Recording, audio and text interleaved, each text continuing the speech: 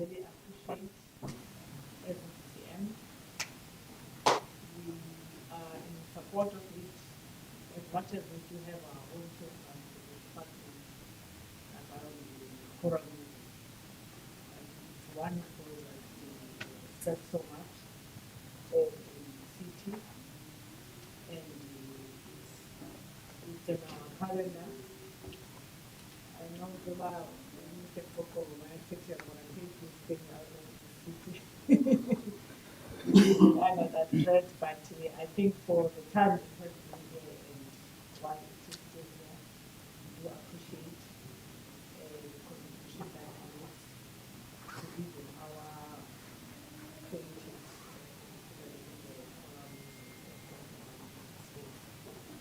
so it's a program that even our young ones aspire to be part of. Maybe get something, let me say, the future of choral music.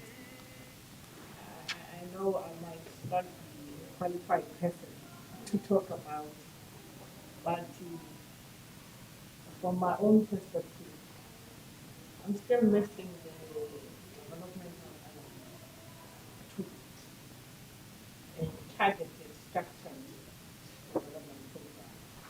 Probably, I'm not sure if I'm posing it to the right people, but we still have to have that kind of a program besides the competition and so that our young people that are coming up and we know that if I get into this program, this is where I'm going.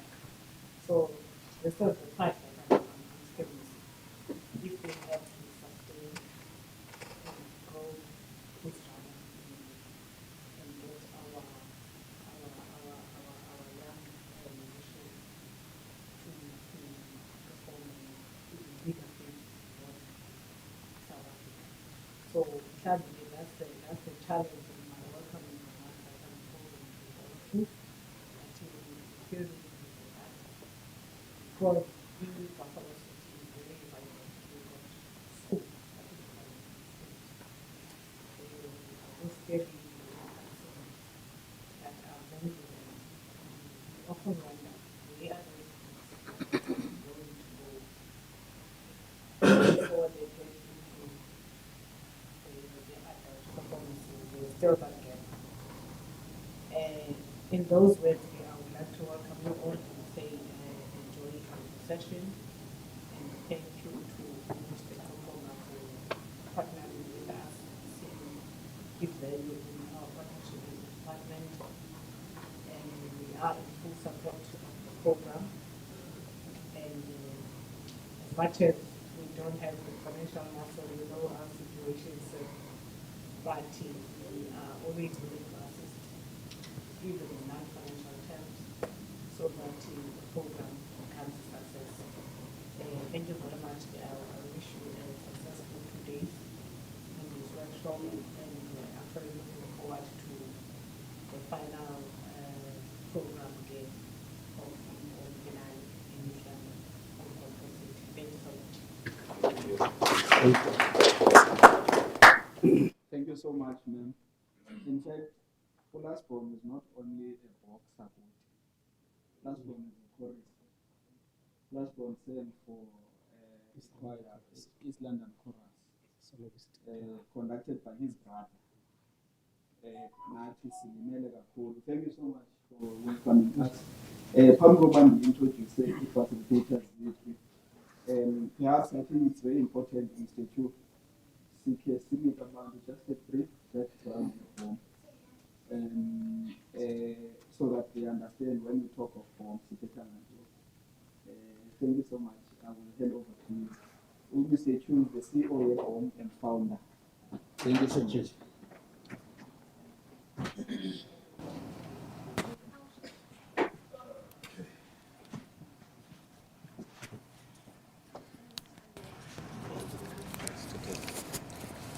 Sure.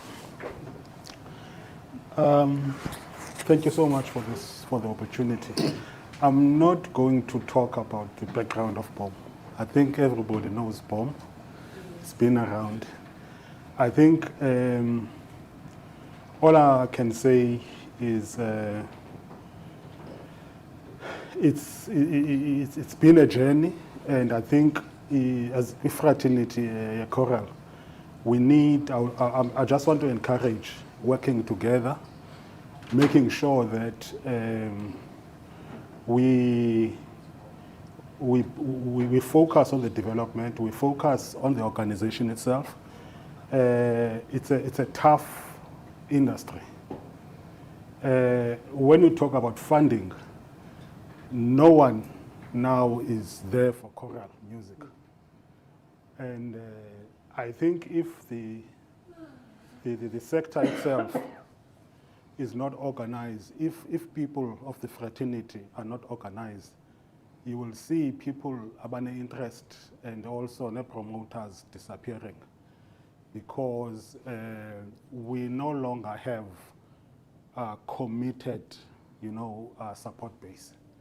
And I think that is starting with the department itself, particularly the national department.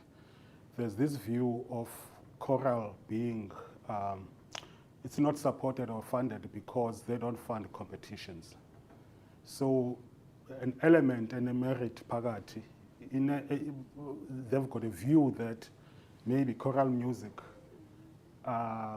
it's more like maybe beauty pageant or any other competition sport.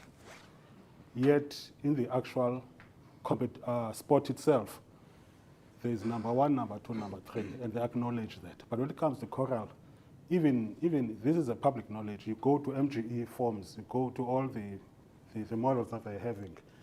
The specific guidelines, they say we don't fund competitions. So I think that is one thing that we need to look at, because it's difficult to also convince corporates to support. Because corporates, they can never put money if they don't know what's the return. And we can't say choristers are going to be buying cars or going to be buying all these things.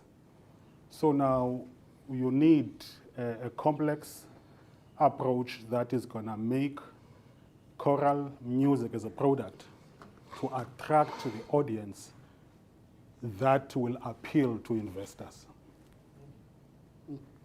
So if you've got an auditorium that is full of people who are coming to a competition, feeding themselves the repertoire that you'll be doing, then as they enjoy themselves, they become that target market.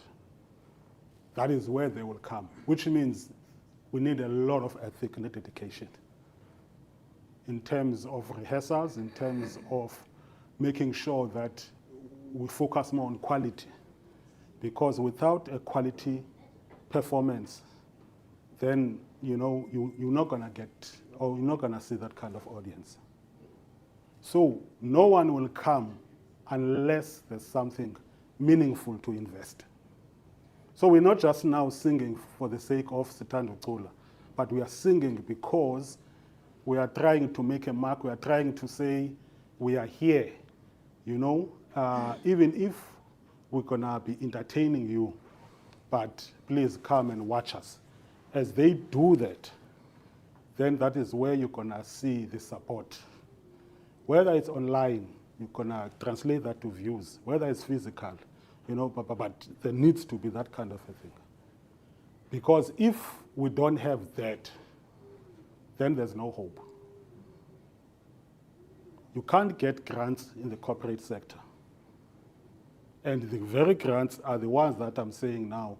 There are new laws that are saying, if we are a competitor, we don't put money.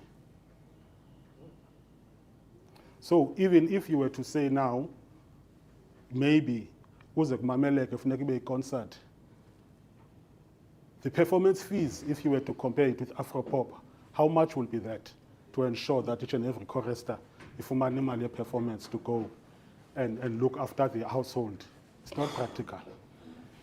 So I think where there's an opportunity to support and to work together, I think we need to do that. and have a bigger view, a bigger vision.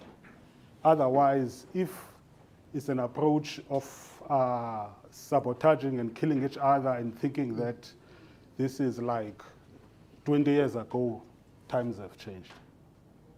So we are here because we're passionate about it. We are here because we think there's still hope, you know.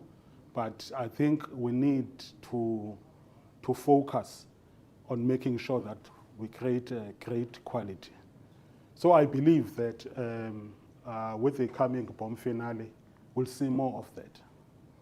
You know, it doesn't matter how many choirs, but what is important is the quality of the recordings that we'll be doing, as we're going to be recording everything, you know, to package it for future new markets. Thanks. That's what I wanted to say. Thank you so much, Mr. Kotonga. Phambi kokuba ndisuke kwakule ndawo ndihleli kuyo. Phambi kokuba ndisuke kwakule ndawo ndihleli kuyo. I'm gonna introduce the facilitators. We have Mr. Vokwana, who I think is part of BOM family. We've worked with him for longer. Mr. Vokwana is a lecturer at the University of Fort Hare. I think he's been there for quite some time. Nangu uhleli apha phambi kwethu ngaphakamisa nje isandla. Hi. Yeah, simbiza tishara. Yes, sibe nomnye utishara. Mr. Gayoyo, former conductor, maningathi former because isenovuka ngomsa abuye nekwaya. Yeah. Mr. Gayoyo is a conductor, but on top of that, Mr. Gayoyo is a tenor singer.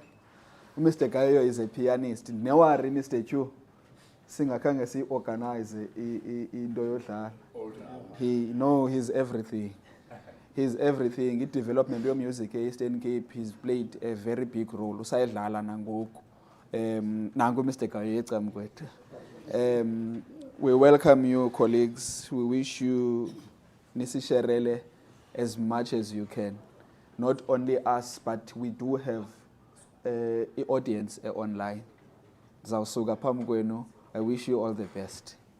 Thank you so much. Sawunikela kuni ke.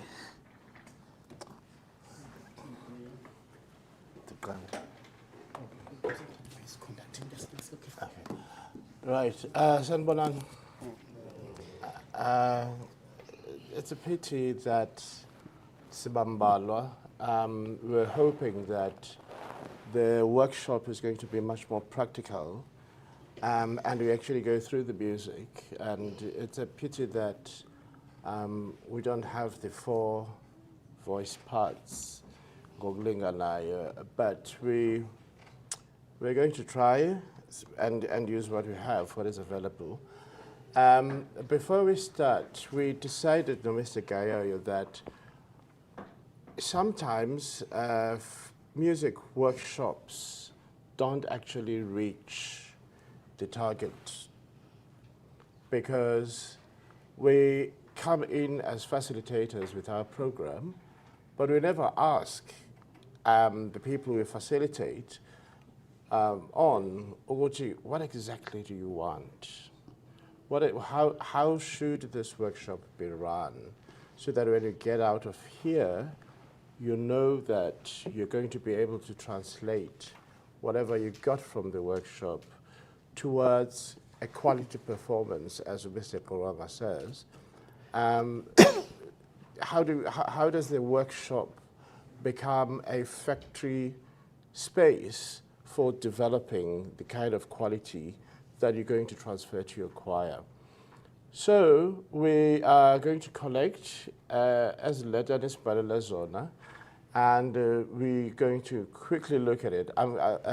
As again, to deal with conducting, but we're also going to look at your comments and your expectations and your wishes, and we try to think through how we're going to weave your expectations into the workshop so that everybody gets out of here satisfied And also the people online, if they can write on the live and say, after watching this workshop, I would really want to know this and this and this and that.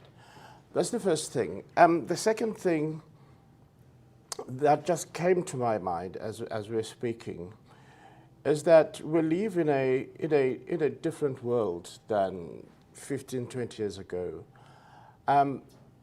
I think sometimes people in choirs do not use the internet well enough to get proper information. If you go online, you're likely to get rehearsal tapes, so that even if I'm not a pianist, there's an accompaniment that is available online. If you go online, you're likely to sometimes have rehearsal tapes for each voice part, such that there's no excuse that your choir should sing incorrect rhythms or sing off tune. Sometimes online are available things like the pronunciation of some of the songs that we sing. And also, these days, not everything on AI is necessarily correct, but there are certain things that are quite correct on AI, depending on which one you use. And so you can even get the meanings, the translations, the context, the summaries of, like the piece by Verdi that comes from Louisa Miller. You can get that so that you know what the story is about, you know what you're singing about, and all your choristers can be invited to that space during a rehearsal so that they know exactly what they are singing, and so that the interpretation that you get to give is informed by thorough knowledge that everybody has, from the choir. Yes, there are certain things, and of course there are other ways of verifying. Without jonga AI, uphinde uyojonga mhlambi nakwezinye sources that are available online. So that in addition to the kind of workshop we're going to give, and in addition to your own knowledge, there are other things that you're able to use and you make reference from, so that your performances are up to what they really need to be. Without really, or rather as an entry into this workshop, there's no reason really in 2026 that a choir should be singing off tune. It can sing off tune maybe as an accident. That happens. But go adjudicator, there was sometimes we go to but they never got the song right. And personally, I really get so irritated. Like, how do you bring ikwaya abantu abadala nawe umdala uzoyiloza stage, and because you are not prepared, it's unthinkable that you should be singing off tune in 2026 with so many resources available. Most of these songs, at least the accompaniment, is available on a radio or speaker. But a speaker, rehearsal, uyadlala. Sometimes the tempo is not necessarily what you want, but you want to give a choir an idea. So those are some of the things that we need to correct pronunciation of words, and including English words. People tend to think that English, because we speak it, is very obvious. But sometimes English, especially sung English, sometimes it gives challenges, especially as we're going to be talking about things like diphthongs. When you pronounce the word light, the I got light. When you sing, you tend to thinking in your mind that you're pronouncing light, but what we hear as adjudicators is lat. So things like the, or the, or the. In English, when do you say the? When do you say the? Or something like that. So those are some of the things that are quite important to go out there and read and learn about. So to welcome you into the workshop and to introduce ourselves, I think we want to raise the fact that choirs must be ready, they must be prepared. And that is informed by rehearsal that has got a sense of purpose. In my experience of working with conductors, I've seen a conductor better a melody, and the conductor says more. But you ask yourself as a person watching, no, you didn't do that when I came to your choir. As a person watching, you ask, but what does the conductor want? And the conductors never get into the habit of saying the outcomes of this rehearsal is by the time rehearsal, I want you to know this, I want you to know that, because the conductor has planned. Mr. Gaia is actually going to now get in while I collect the papers, and so that I see what you want us to achieve. He's going to come in and he's actually going to talk about both the practice and the art. I think it's both the practice and the art of conducting. Over to you, sir. Thank you, Divi. Whilst he's busy collecting this, let me greet South Africa at large. First, as a conductor, you must know that you're dealing with a team that is unique. You've got 60 unique individuals in front of you, and you want to make sure that they think, they feel, they see things alike, because that is exactly what is going to make a choir. So first, you must build a sense of brotherhood as a conductor. Build a sense of brotherhood. So I'm going to make this one practical. We're going to start from, it's 1, 2, 3, 4, 5. 1, 2, 3, 4, 5, 6. What you're going to do is, you call your name. She's going to call your name and her name. Wena, you're going to call that name, and your name. You're going to call like that up until here. Then we start all over here. Others, if we had time, I wanted to stretch it from there. So let us make it quickly. And please, guys, be natural, be spontaneous, because we need to have fun in making music. So, Simambilene, you start. Just say, you're not going to say, I'm so and so. You just call your name. So here we're enhancing listening. And also, number 2, knowing people's names to create a respect. Remember, you were born with a name. So we're avoiding that. So we're building a team here that knows and understands each other. So please start. I'm Lupon. I said I'm. Just call your name. Oh,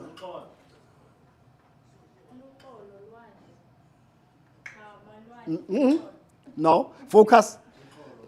Exactly what you heard, and then you add your name in the end. Exactly what you listened to, and then you add your name in the end. Okay. Just listen. And when it's your turn, just add your name. Lupon.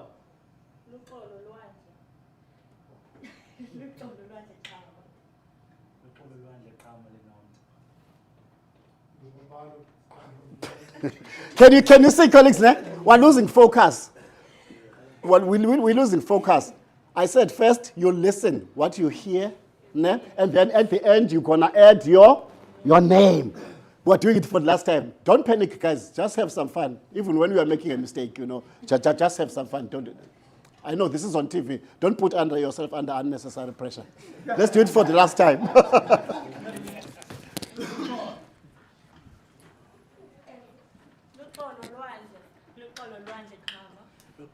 Luqolo lwandle qhama linomtha. Luqolo lwandle qhama linomtha lubabalo. Luqolo lwandle qhama linomtha lubabalo sizenzile. Luqolo lwandle qhama linomtha lubabalo zenzile sabe. Luqolo qhama. None of it. Just say it and enjoy. Don't panic. I'm getting somewhere with this.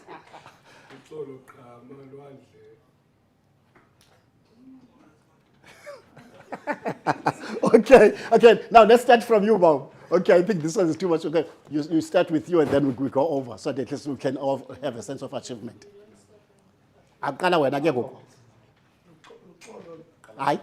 Your name, just your name. Zenzile sabelo. Okay.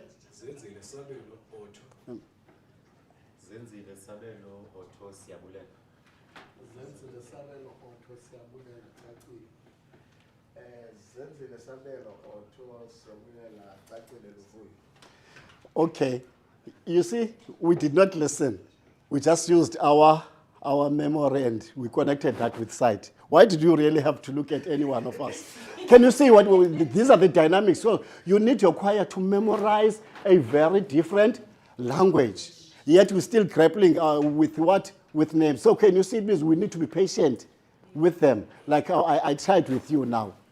Secondly, one of the most important things one must know as a conductor is that you build a building, a palace. And I wish you could just note, when you come on stage and present, you just built a palace in private. Now you are taking it to the public. What is it therefore that you are conducting? And what is it that the adjudicators are looking for? One, make sure that you're building a house and you're bringing a palace. One, melody. What is melody? These are the people who are working inside and outside this house with so many rooms. That is melody. In music, melody comes from here, it goes up, it goes down, it goes from another place to another place to another place. That's what melody does. And what do you do with that melody? You follow it. That is the art of conducting. Don't forget that you are building a house. So the house now is finished. What do? You start with the key elements of music. And one of those key elements is melody. The second one, very quickly, the walls. It cannot be a house without walls, isn't it? And what are the walls in music? It's harmony. Your soprano, your alto, your tenor, your bass, even when it's double choruses or anything. So those are your walls. Is there a house without any walls? No. How does that link with what TV just said about a choir that is singing off tune, off pitch? So it means that wall, that house has got skewed walls. Can you really live in that house? No. It's not safe. It's going to collapse on you. Number 3, there are some people inside this house, you hear some footsteps. There are some people inside this house, you hear what? Footsteps. What is that? Let me tell you, it's easy. The footsteps are the rhythms. The rhythms, which are the basic components of songs. Whether you start from the smallest note combination to the longer note combination. Those are the footsteps you must hear. And when you get into music, we need to focus on those footsteps. Those footsteps represent what the composer wanted us to hear. Those are the footsteps. Number 4, in this house, people are not naked. People are wearing clothes. And what are those clothes? It's timber. How does the choir sound? How does it really sound? Quicker. How many people are inside this room? That is the texture. How many people are inside? That is the texture. So you cannot conduct without considering the texture. Second last, this house has got a plan. That is beautiful. What is that? It is form in music. It is form. Imenjani lendlu. So that this has go, I'm inside the kitchen. Now I'm in the lounge. Now I'm on the second floor. Now I'm in my bedroom. Now I'm in my private space. You get my point. And then lastly, the mood. What is the mood of these people here who are living in this house? That is what we call internet dynamics, where there's going to be some noise, yet there's going to be some quiet, there's going to be laughter, there's going to be everything. So when you are a conductor now, you must know that you're bringing all this thing on on stage. Therefore, you must have an art of doing it. It's simple, colleagues. I just want to make it simple and say, when you conduct, use minimum force for maximum musical effect. You use what? Minimum force for maximum musical effect. Once you are able to do that, it means you become a general. What is a general? When you've got your troops ready, we don't want to see the general, but we want to see what the troops are doing. And then when the choir does well, when the troops win, what do we see in the end? We see the general. I don't know if you get this thing nicely. I think I'm moving a little bit fast because I don't want to extend it longer than I'm supposed to be extending it. So, but what is important is the challenge with most of us conductors, we always strive to be seen. And then what we do, we overshadow the choir due to the extravagance when it comes to our gestures and mannerisms, which will lead to some of the pitfalls that the choir is going to land into, because the general wants to be seen and is busy obscuring and obstructing the troops, and they cannot perform optimally to the desired level. So as a conductor, you make sure you use minimum force and then exercise maximum musical effect. Now there's this recurring thing that is called simplicity. Simplicity is here. It's like the hand of God. That is where the might is. That is where the power is. So what is key therefore? For a good general to make the troops rally around him and to get full command, the instructions must be clear. How are you going to give out those clear instructions? First, you look at the terrain. We're going to be fighting on a slope. There's going to be mountains. There's going to be everything. But what is the terrain in terms of music? It starts at the top left-hand corner of your music. Top left-hand corner of the music. The time signature. It tells you how you're going to do things. Never mind the key signature, né? But with you first, it starts with the what? With time, because you're conducting time, which is one of the key elements of music. So I want us all now just to stand up, and then we're just gonna do simple times. Simple times. Without being extravagant. All of us, even Mr. Tlotkonga, I was saying now, all of us. So we'll start with a simple time. For example, let's start with 2/4. Let's start with 2/4. So with 2/4, it's, why do I start here? Why? Remember, we're dealing with a voice, which is a wind instrument. So you must make your choir to breathe with you. Inform them that you're gonna start so that they can breathe in. Remember, I didn't say they must inhale. I said they must breathe in. If I had time, I will tell you the difference between the two. Inhalation and breathing. So that's why we're going to go to 2. We say it's 1 and 1. You can do it with one hand, but prefer both, whether you're left-handed. So it's strong. Can you see? Strong, weak, strong, weak, strong. So once the song is written 2/4, at least the adjudicators will be looking at this. Okay, all these soldiers are going to march exactly to the beat. And then let's go to 3. It's 1, 2, 3. It's 1, 2, 3. 1, 2. Why am I bouncing 1? Why am I bouncing on 1?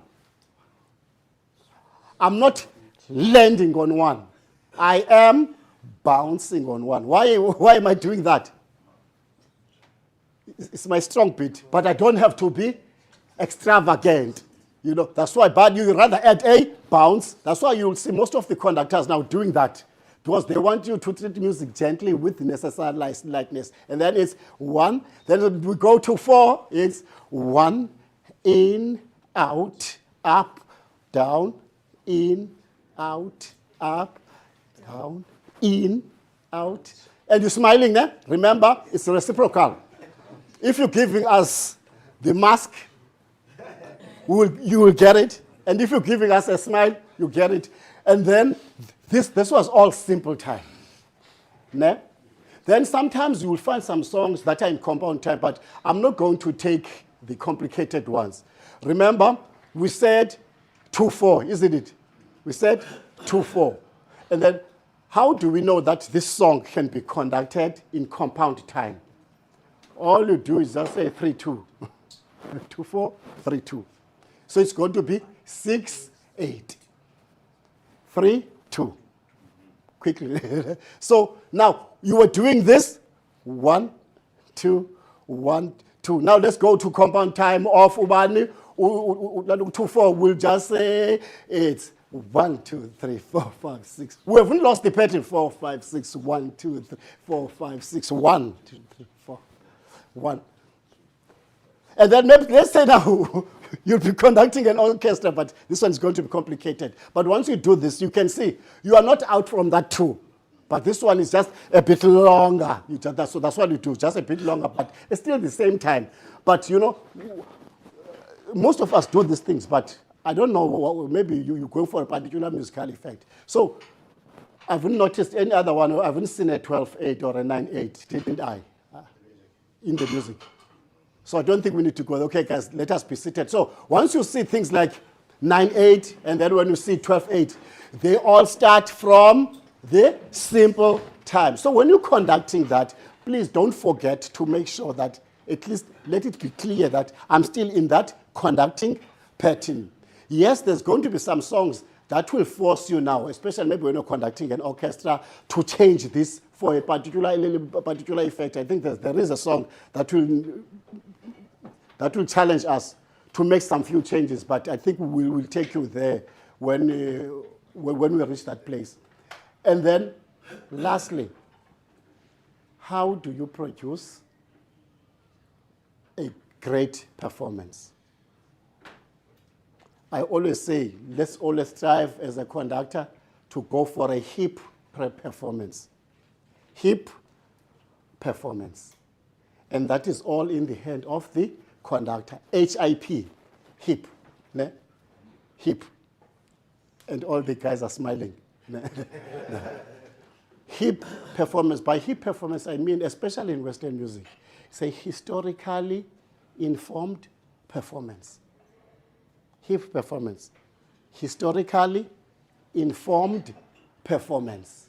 Because you cannot just sing a Baroque piece as if it is a romantic piece or a classical piece. You need to know the history of that music so that you can produce a historically informed performance. Sometimes you can bring a very good choir on stage, but when it comes to, when you look at the history, at the period and the era, you find that this is not the period it's supposed to be, that is supposed to be sung. So that's why I say, in short, as a conductor, before you do anything, no, historically informed performance. That's why I always say hip. So if you are armed with that, I am sure all of us can go on stage and perform. Lastly, what is performance? Performance is when you give meaning to each and every quaver, crotchet, including the rest. That is what we call what? A performance. So what you see here is a score. And any choir these days can sing the score from the beginning up until the end. But do you really need to finish the song to win? Because if that were the case, Mr. Vogwana, what would be happening is all those choirs could be declared number one because they were able to start a song from the beginning up until the end. But where do they differ? Ne? Where comes the difference? The difference is on the how part, how you do that, which you do. And how clinical were you in executing the technical demands of the song? So as a conductor, you don't sleep well. You are always thinking about making a historically informed performance. That will be a memorable one. Even if you don't win, we don't conduct and sing to win, but we entertain ourselves in the process. The audience gets entertained. And if it is worth it, we get our reward. I think I would like to stop there, unless my colleagues has got something else to add. Thank you, TV. Right. Thank you for that. I think one of the things that may need to be emphasized is the difference between a rehearsal and a performance.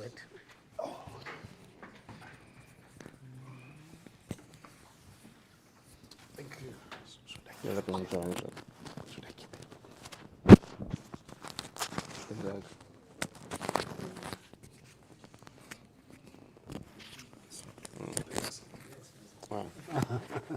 Okay, right. I think sometimes we visit choirs, and at different times of the choir's readiness, and when the choir is singing notes, you find a conductor conducting. And sometimes that is where we lose competitions. A rehearsal is a space where you tell people what to do, you demonstrate, you explain, you repeat, you correct, and you keep building. So that's very important.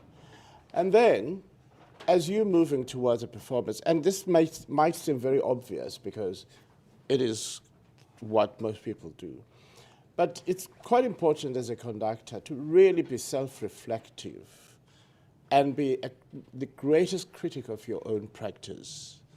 Ukuthi le nto ndiyizamayo iyenzeka na. Le nto ndiyizamayo iyabonakala to my choir. So that if awuyibonakali, you keep on thinking about, just like when you're a teacher. When you're a teacher, you're always self-reflective, unless you're a teacher that doesn't care, that you pay attention to, does this thing that I'm teaching to these students make sense? You know, and if it doesn't make sense, how do I better my practice? You know, maybe I'm too complicated, maybe let me be simple, or the other way around. They are no longer challenged by the way I approach things. Let me find something different to do. And sometimes also in the choir, I do understand the politics in choirs, but if you put the politics aside, you might find that one of your choristers is actually a better teacher than you are in terms of ukufundisa iculo. So umanumniki chance yoba makafundise iculo, so that when, as a conductor, you come in at the last minute to put together the performance. Right. We've looked at these as the little envelopes, or the little, is believer, that's the job done, that you have given us. One of the things that people ask is, what are the expectations of the adjudicators? Right. I think the expectations of adjudicators are very simple. You stick to the elements of music, like he has said when he was talking about building the house. Pay attention to where the melody is. And the melody must be clear. And it's quite important to understand also that the melody is not always in the soprano line. Sometimes the melody goes around in different parts. And also,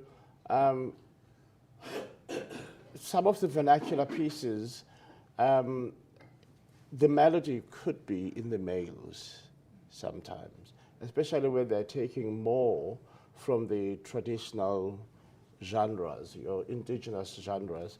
Sometimes the melody is not necessarily carried by the soprano lines. That the soprano actually just supports what the males are doing. So that's quite important to understand the styles, to study your music so that you understand that here the composer is influenced by something other than choral music. It's influenced by umxhenso wamaXhosa, sometimes it's influenced by, different traditional musics. That's the first thing. So all your music elements must be correct. That's what adjudicators expect. And I always say to people, that's a given. It's there in the score. So the best thing you can ever do for yourself and for your choir is to make sure that what the composer wrote is what you are reproducing and singing. So a wrong rhythm is not what the composer wrote. An incorrect pitch is not what the composer wrote. If it phakathi, that's not what the composer wrote. If ukubhaliwe endaweni ethile into yoba phinda wena ungaphindi, that's not what the composer wrote. You see? So all of those things that are in the score, you should be able to reproduce them. Also, what do adjudicators want? Adjudicators want to see a performance that makes sense. And somebody here raised something about tempo. Let me look at that. Right, risks around tempo. Right, I always advise that when the tempo indication is not written, choose a tempo that makes your singing easy. A very fast tempo is going to make your diction not to be clear. A very slow tempo is going to be difficult for your singers to breathe and phrase well. Right? So the extremes, it's better if you don't go to the extremes. Sometimes andante uyabhalwa eculweni. Choose the kind of andante that, again, makes sense for you musically. Because things like andante or other tempo indications, they happen in a spectrum, in the sense that they're wide. Even when the composer has actually written that one crotchet per whatever, sometimes la one dolphin pana ulenza iculo lingaculeki because it's too fast. And sometimes it then becomes important to take the liberties that make sense to you musically. I want to talk about something that is a little controversial, where people will say the composer knows what he wrote.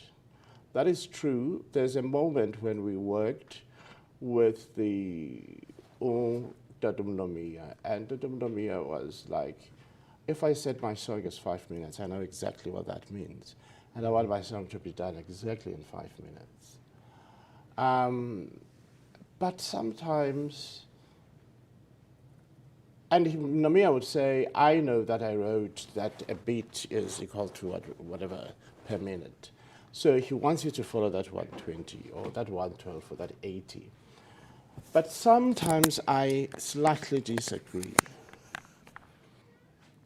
I think you must have the liberty to say as much as the composer has written the tempo indication, but I also feel the music in this way. And because I feel the music in this way, here's an example. When we did Ukuhle Kwethu 2011, we had worked earlier in the year in a different project, Dadumnomia, and he insisted that I want what is written. But if you mamela Ukuhle Kwethu where SA singers versus our phone, the SA singers ihleli. Ivon is slightly fast. And Ukuhle Kwethu SA singers, musically it makes more sense than Evon, even though they were both very good. And the reason is that Dadumnomia had worked with us and he insisted on the tempo he has written. And class preparation competitions, you're eager because uhlale etafuleni and she might judge us down if we don't follow that tempo exactly as he has prescribed. But I think, as I've made the example, SA singers sounded better because they were slightly slow. And in terms of the musicality of the art came to life much more than the slightly fast performance you've on. So I think it's important then, this is what I'm trying to say about the tempo. Make it make sense to you. Make it make sense to your choir. And make it make sense. You can always invite people to come and watch your choir in preparation. If it makes sense, that's a good tempo. If it doesn't make sense, then, but what you may not necessarily do is to go the extreme of making your music to be not good at performance because you are trying to stick to the tempo that is written. Siyafana kuloo ndawo. Right, I think he's correct in saying performance is not your own. Performance is, you are directing, the responsibility of a conductor is not his own show. He's directing a choir in terms of what it must do. But about direction, I want to raise this with conductors. I think it's important that if we say the gestures are a language, you must have a standard set of gestures that your choir understands, that you also understand, and that also the other people, especially adjudicators, are going to understand. Right. So if Ufika or Karateka on stage, if our competitions were to change and it's fun and their idols, you must always be able to answer. If I were to stop the performance as an adjudicator and ask you, Indaba, what are you trying to communicate? Itulo lihamba kanjena siyalila sibhlungu sinxunguphele and wena usenza izinto usenzileyo. Where is the connection between your gestures and what the song says? You know, on the score, it's the words, but also the music, you know, the musical lines. Everything in totality, what is it about your gestures that reflects what the score says? So if you can always answer that every single time you watch yourself perform, you'll become a better conductor. If you cannot explain why in the choir,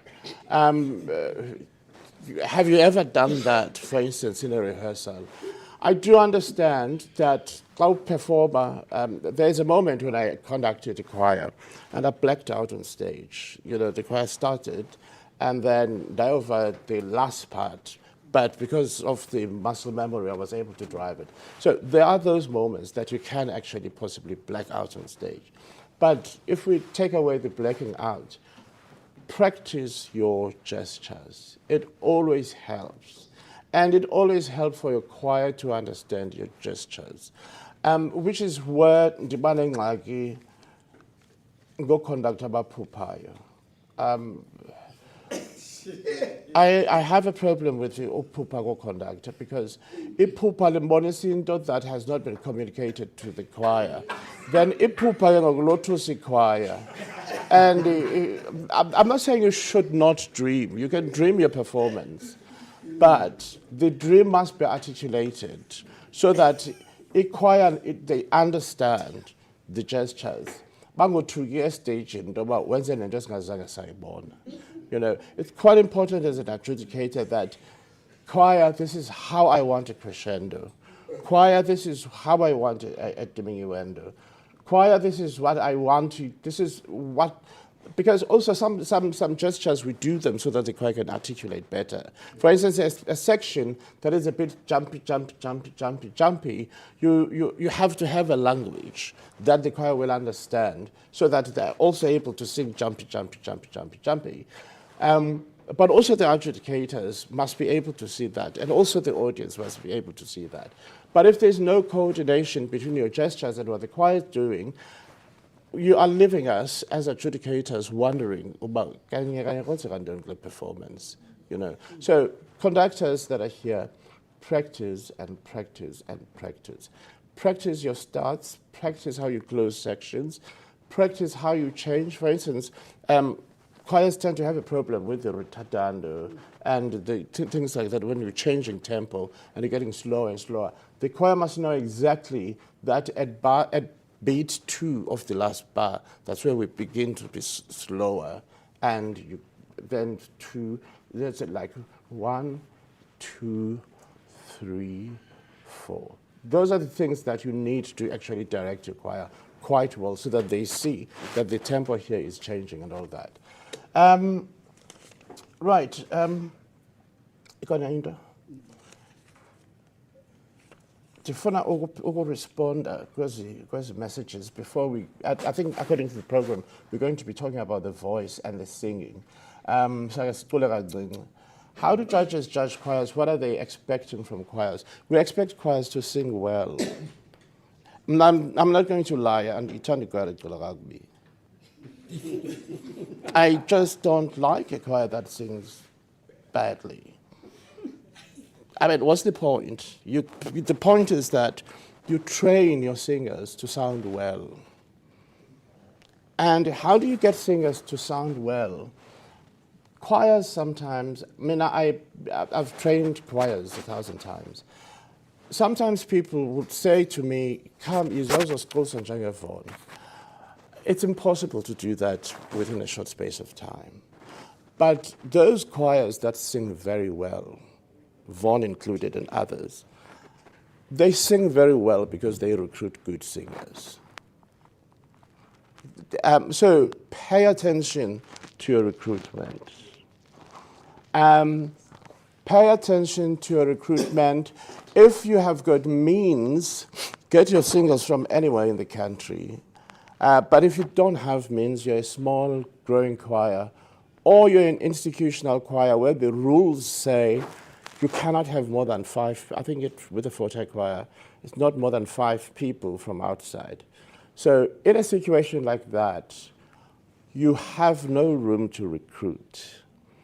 But when you audition, try to figure out how to train your singers to, and it then becomes imperative that the conductor or somebody in the choir knows how to train singers. Right? You have to train your singers. And training of singing and training and making of good musicianship, it's a very slow exercise. You really, but you're not going to get the results. You really need to roll up your sleeves and train the choir on how to breathe, how to sound in a particular way, and do it over and over and over. So it's an exercise in patience. If you're like me, you'll probably have a glass of wine while you're doing that, because you cannot do it. But you really have to be rigorous. That's what I'm really trying to say. Good choirs, they are good because they are trained. You know, so it's important that you really, there are no shortcuts. You know, you do it over and over and over until it is what you want it to be. Lastly, I think, without wasting time, but I'm really interested in how you develop your choirs. Know what you want from coaches. Know what you want from a coach. So means Tembela, because of Tembela look good. I may not be good for your choir. You know, sometimes so busy Tembela, because the TV look good, just close to change everyone. I don't do that. I work with what I have. But you must know what you want, so that if you want interpretation, you get that. If you want, and also you must know your people. Nina ikwara zene is better because nizisa kwamtu. Kuthiwa ugudi lona uyeza ekwayareni yakho. Phinde uvomye kuthiwa ugudi. Abanye abantu, they are very good musicians, but they've got bad characters. So umuntu, for instance, uzawufika abe arrogant to your choir, enza abantwana bafilishe small. No matter how good your choir is not going to do well, you know. The list goes on. You must know what you want from a person who comes to your choir. And then when they're there, give them support.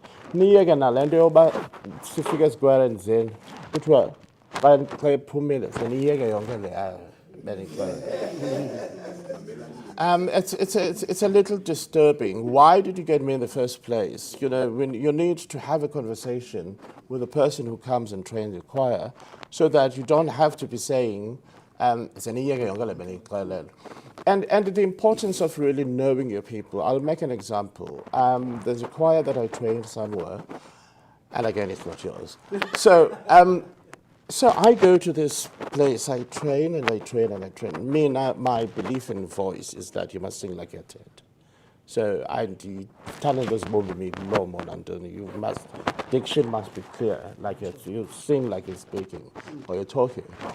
So it come back much later and the kids are doing the opposite. And like that kind of sound.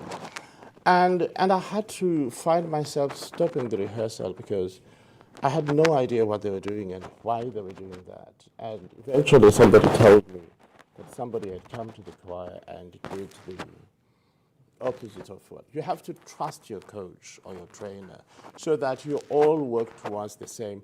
Techniques are different. So if a person has got a preference for a sound that is nicely molded and they sing like that,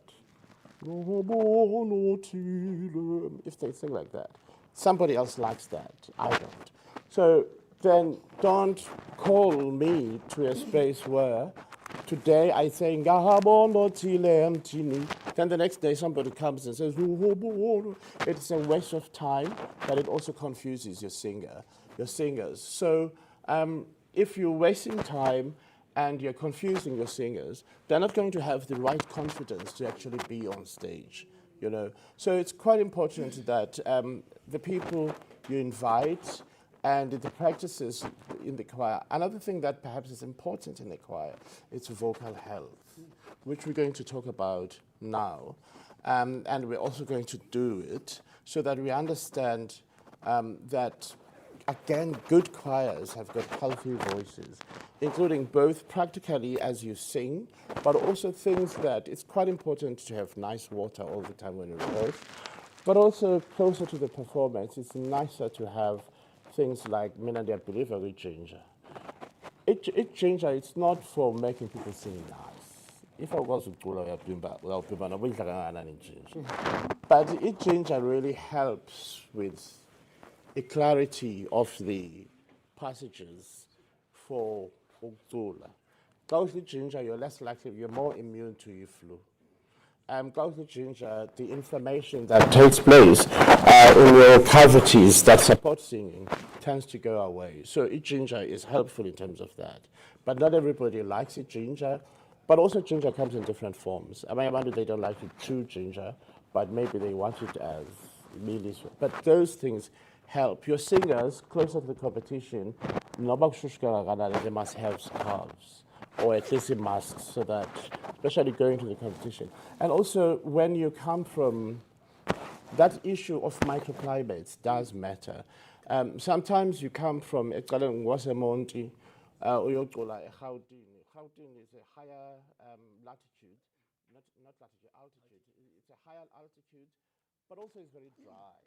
So also sabantwana bakho bekwala baseMonti ubaseGauteng bayafika babene sinus sometimes. So those temperature changes can be dangerous for your choir. So it's important to have somebody who understands those things. You provide them with masks, you provide them with, you must have a medical kit just in case. And what we never talk about as far as music is concerned, diet. If you can, avoid ukutya okunekari. I'll tell you why. Because ukutya okunekari is usually mixed. It's not always fresh.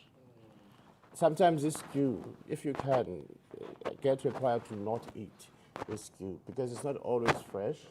And then, oh, okay, sorry. So, right. So that happens, and you have your choir sick. So those people who take their choirs and hotel and BOM, just look into what they eat. They must have a discipline to not eat everything, because some food goes against before you know it, choir and all that. You know, so you can also bring in just the allergy so that your kids And people might think, what does it have to do with music? Once you have half of your sopranos sick, many allergies, that is a problem. So that's when you will know that it's important to have a medical kit. Whatever. Right, I think.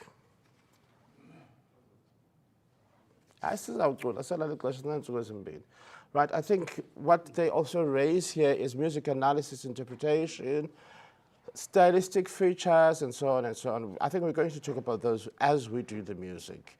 The background of the prescribed music, the composers. All right, I want to speak about this. People always go to workshops. Khange siyixelelwe history. Khange sixelelwe ngoMozart uba wathini wathini. I will be honest with you. The internet is full of stories about Mozart. Go and check. So that is, I refuse to do that kind of work. I refuse to do that.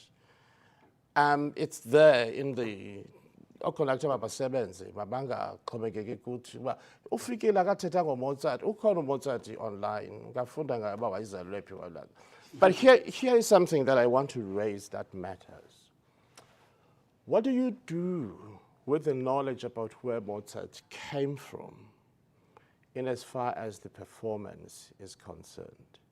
I think what we fail to do in workshops, we talk about history of music, the huge background of these works, but we never speak to how that knowledge affects how you sing a particular song.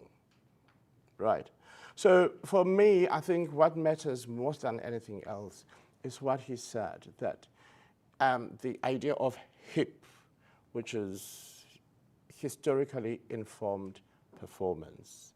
A performance that speaks to understanding a number of things, not just a work itself, but where a work, for instance, if it comes from a bigger work, where is it in the broader scheme of things?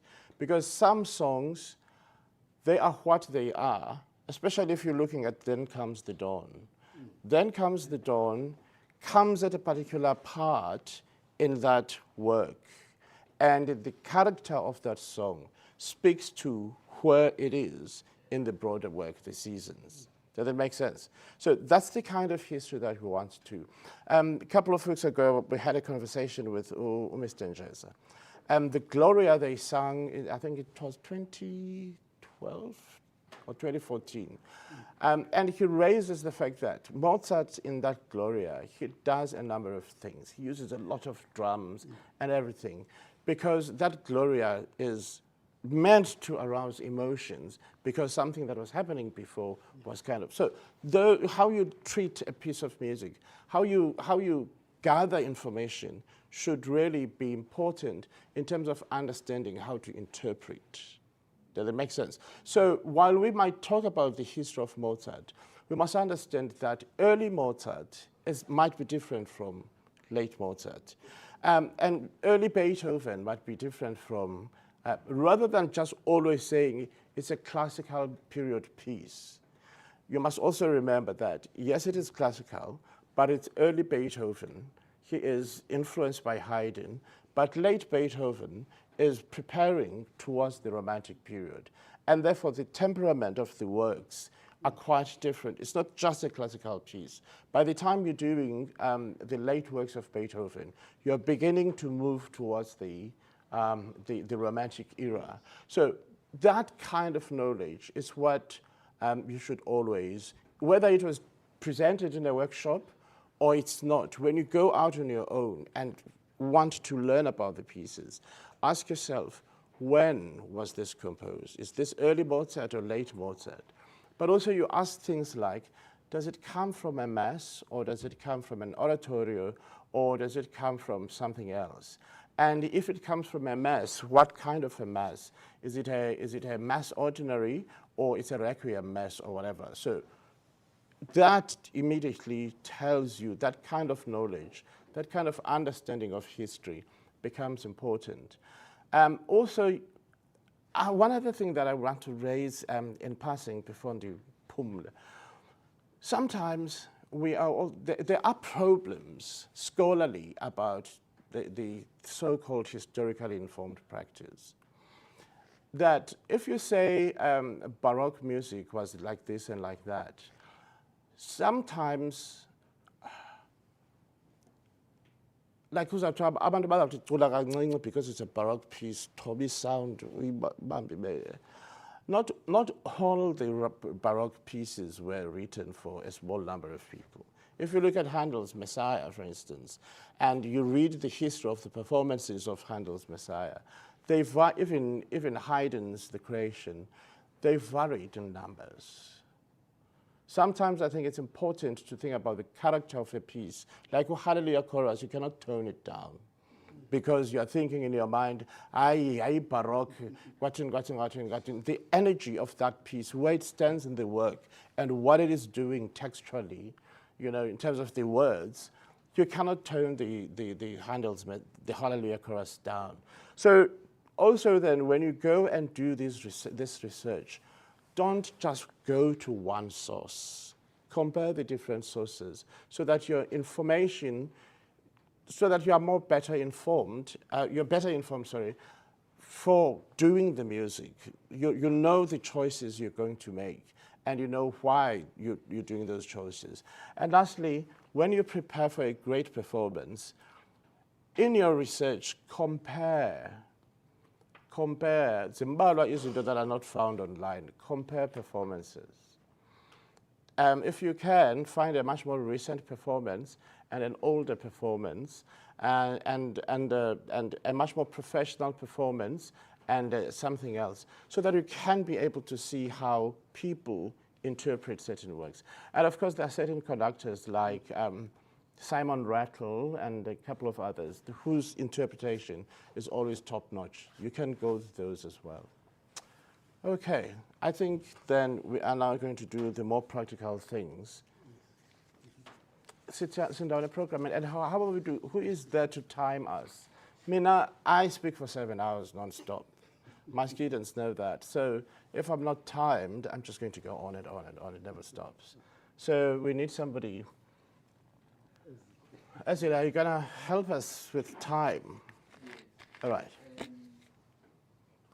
We are going to have lunch at 2. Okay, what time is it now? It's 5 minutes to 1. Okay.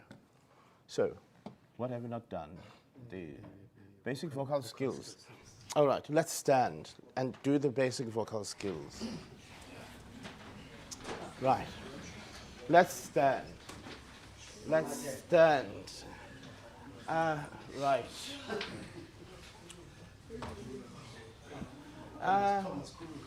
Good. The basic thing about singing, or the basic thing about voice is, or one of the basic things about voice is posture. It must be a nice, relaxed posture, right? But also it must be even if you're sitting, because I'm also thinking rehearsal. So if you're sitting, it's ideal to sit on the edge of the chair rather than to slouch or whatever, and you balance with your legs, and then the person carries a copy like this, not like this. And the reason why you shouldn't be like this, slouching like this, is because what matters more for singing is this part. The thorax and abdomen regions are very important. They're important because your lungs, which is where you take breath, are here, in the thorax, in the rib cage, but also the very important part in singing, there's a little muscle here called the diaphragm, right? It's called the diaphragm, and how do you feel the diaphragm? The easiest way really to feel the diaphragm is to go up and value. Yes. So if lapel value, that's where the diaphragm is. It's across the rib cage, but to work with your diaphragm, you need to have a sense of starting from here. So what then do we do when we sing? We breathe, right? And please explain the difference between inhaling and breathing. I think sometimes we inhale rather than breathe for singing. I think. Oh, thanks. For example, colleagues, when you are inhaling, there is no technique. Anybody can just do it. But how long, when it comes to the amount of breath you put in when you are inhaling, is it going to be able to carry you through the phrase demands of that music? So inhalation is just a survival kind of technique. You know, I must breathe in and out. Like for example, when you say, we can do that, but it's up here. But when it comes to breathing, you think about it. And you watch what my colleague was talking about, the diaphragm. Because if you are able to bring in as much air as possible, and then you make sure that the diaphragm sinks low, it creates some space in your lungs so that you've got a better lung capacity, supported by your approach, but by the way you stand. Because you think about breathing, you know, but with inhalation you don't really think. So you must always teach your singers to know that a voice is a wind instrument, and for it to perform, there must be air that is coming in, and that air must be supported. And then when it's going out, it must be controlled. But with inhalation, it's the total opposite. I've tried to simplify it. And so then it means you train your choir to breathe. We can also try to breathe so that we feel this breath. Different people have different ways of teaching how you breathe. But I personally, I kind of like the one that emphasizes this feeling of the rib cage going out. Because if you go and you push out and you hold and you keep holding and holding like I'm doing, that for me becomes that's where also singing sometimes becomes slightly confusing, because but we know really that that's just a metaphor, because air doesn't go down there, you know. But what it really means, what happens when is that if you go immediately and you hold that sense of expansion keeps your diaphragm downwards, and in that process of that's when you are able to hold the breath. Does it make sense? So if the combination of and also kind of pulling your rib cage apart, or outside, not up, sideways rather than apart. So, and with very relaxed arms here. So landing at you're good. We do less of that, but it's more like.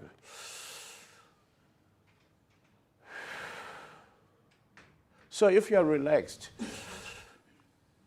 and then you start singing, O Sisigeleli Africa.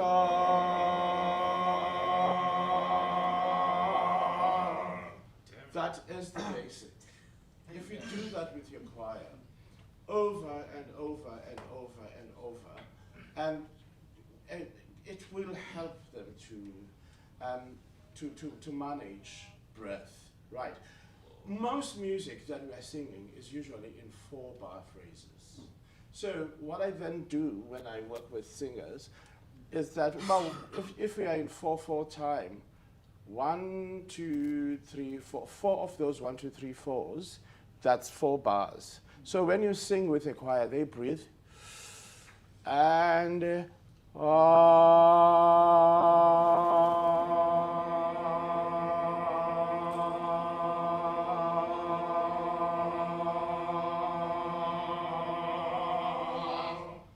that is in 4/4 time, that's 4 bars.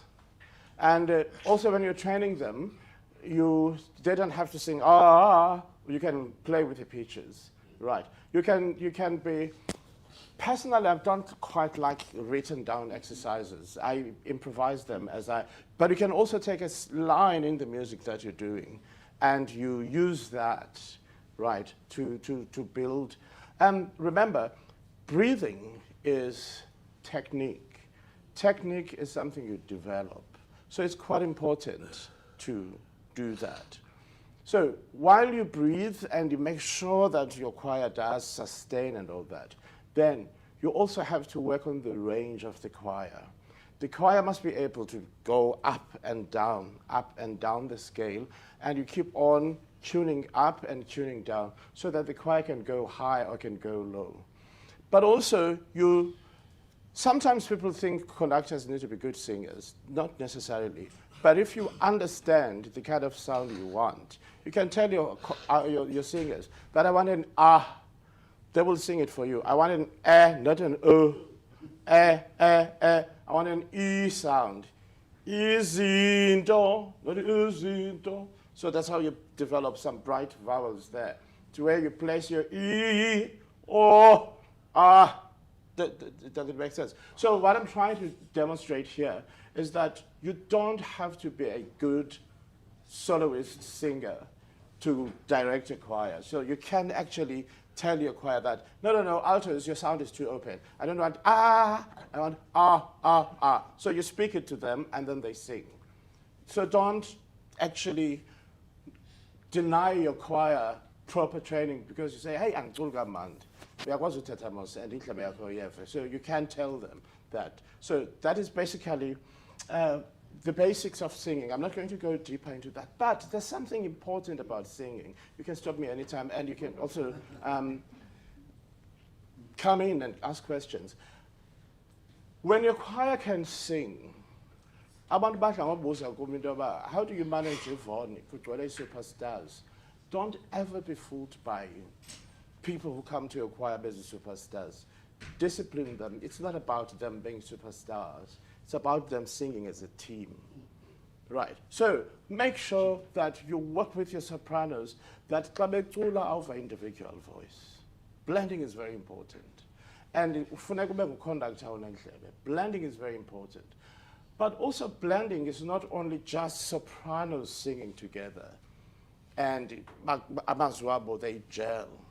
They must not have an alto sound. Your choir must not have altos that sound different from your sopranos. A choir like that is not a blended choir. So the sopranos zaka ziti, and then you've got altos ziti. There's no blending there. So if your choir, your sopranos, you're happy with their sound that is lifted, go and make sure that your altos also learn to lift the sound. Does it make sense? So you do that with your, I always talk about, people ask me, how do you do it, Tim? And I say, I imagine the sound I want. You have to dream of the sound you want. You cannot know how you want your singers to sound. That's what I'm trying to say. That it just does not happen. Because you can train any choir to sound in any different way. So if you want your choir to sound nice, clean, and crisp, you tell them and you demonstrate and you do that. So it's quite important that you work, you change people. I call under your face of the choir. And akakho umuntu ongaveli ezi stages khoyo ngoku zine-risers. So akakho umuntu osimeke second line uzawubonwa yi-TV. Or maybe third line uzawubonwa yi-TV. Because we have serious problems in our choirs of people abafuna uba ngaphambili. Bafuna uba ngaphambili, it becomes serious politics. But sometimes really it's a question of blending of voices and balancing voices. And also people who push. Sometimes abantu abama kwindawo ezithile uyambona nje la muntu makaculi lo akasimiselanga. Uyabona? Right. So those are some of the things you need to train your choir uba mayiblende ithini umane ubashifte abantu.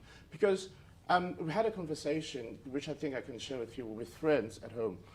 Ukuthi some choirs, they put people in particular places because of the microphones. So naleyo boyichinga.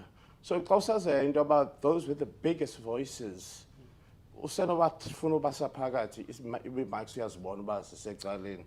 So that then your normal arrangement in rehearsal, xa ubona microphones, it slightly changes because you don't want that person. If you mamela what's that song that Von did a couple of years ago? Kukho umuntu owayecula i-alto eyayicula xa ngomicrophone and iyavakala yodwa. Angandoba nawo iparadesi. Amandla Mthandazo, if you listen to that recording, i-alto ihamba yodwa. Fortunately, wayicula iphrase kakuhle senza yonke into kakuhle. So she didn't spoil the performance. But eholweni yayingavakali, but in the actual recording, yayivakala ihamba. So you do think about those things, right? So we dealt with basic vocal skills, breathing, staying on pitch. When we do exercises, we'd hardly do chromatics in our choirs. We do scales, but we don't do chromatics. Sometimes just put in a minor scale, just put in a minor scale with chromatics so that your choir is clearly. Most of the time in our choirs, we glide to get a chromatic rather than actually hitting it straight. So, la, lo, so, got need of gliding on a chromatic. So, ve, so, so, ve, so. Most choirs, they've got a little bit of a portamento when they get into a chromatic. So do make sure in our choirs that we rehearse with Clambi do re mi fa sol la ti do ti la sa va mi re do re mi fa do re mi fa sol la ti do ti la sa va mi re do re mi fe njalo njalo. Umane udlala i-chromatics so that your choir stays on pitch, right? What else is there? Vocal health. Vocal health is important. When you feel by your choir is getting tired, stop rehearsing. Not all choirs rehearse like some choirs do. Some choirs go for 5 hours and they don't stop, and that's still okay.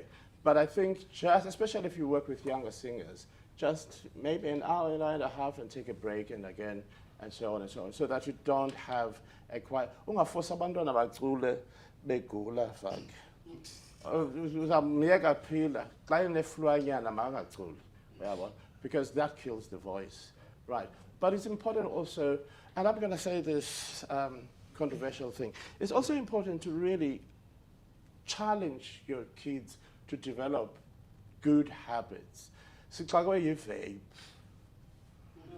And laa vape lena izabagqibela amazwi abantwana abaninzi, and njengoba izabagqibela amazwi abayicingi loo nto. Some habits are bad for particular, especially for people with higher voices like your tenors and your sopranos. So siphinde sixakwe nalo icuba, i-downhill nentoni. But also sixakwe by what you drink. And I'm not saying here choristers should not drink. That's not. I mean, they're adults, but I think you should know your drink. We don't talk about it, and sometimes people say, "Asifuni kwaresela." I mean, ngabantwana bemizi ngemizi abathini bayasela xa ngasekwayareni. But I think it's best to know your drink. Certain things damage your voice. Certain things don't. So certain drinks they don't affect your voice, but certain other drinks do. So go bona indoba. For instance, me, brandy, if I drink it raw, that kills my voice. So I don't play in that direction. Wine for me is fine. Ciders, they're okay. I don't do. So you know your voice, so that I'm in my 20s and still my voice is as fresh as it ever was 100 years ago. So it's quite important to keep your voice healthy through healthy habits. Abantwana xa bezayocula bethuna mabake ngokuya esiklabhini esinethuba.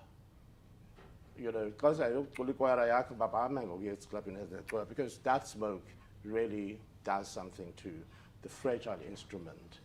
And also sometimes, even though young people always say, I'm not but singing everywhere.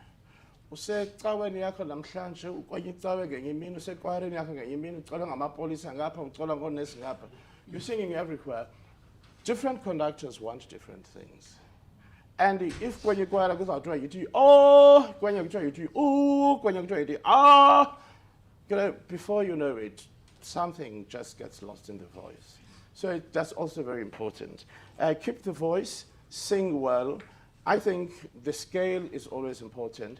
And I think I've slightly demonstrated how you can stand and breathe in and hold the breath and stay on pitch. Thank you.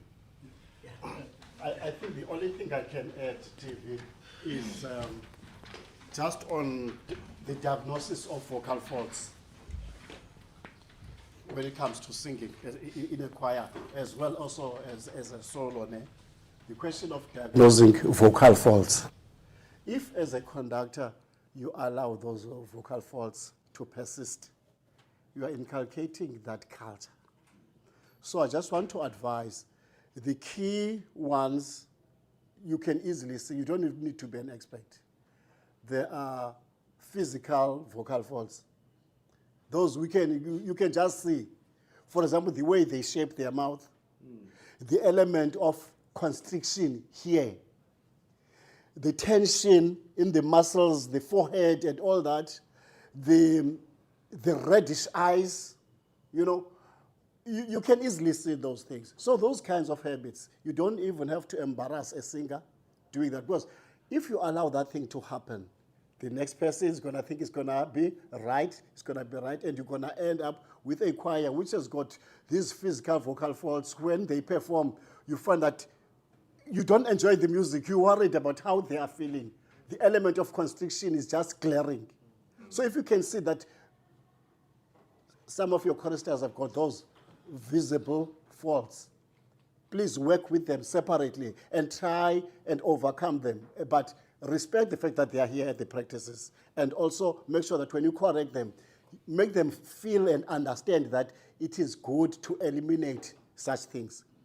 The last one, so I think the second one that is more important is the audible ones, that which you can hear. If there is an element of constriction using the throat, especially amongst tenors, once you are able to diagnose that, make sure that that one is eliminated, because you can actually hear it. So don't understand that, hey, my tenors are singing in a hoarse kind of voice, or they're using the bridge, or they're exercising guttural singing, So you know what you want as a conductor. So diagnose those vocal faults, because remember, we are working with the voice as an instrument. And for a good choir, it means the vocal technique must be pure, it must be natural, and the vibrations must be natural and unhindered. Most of the choirs now, they love this vibrato and the forceful singing and all that.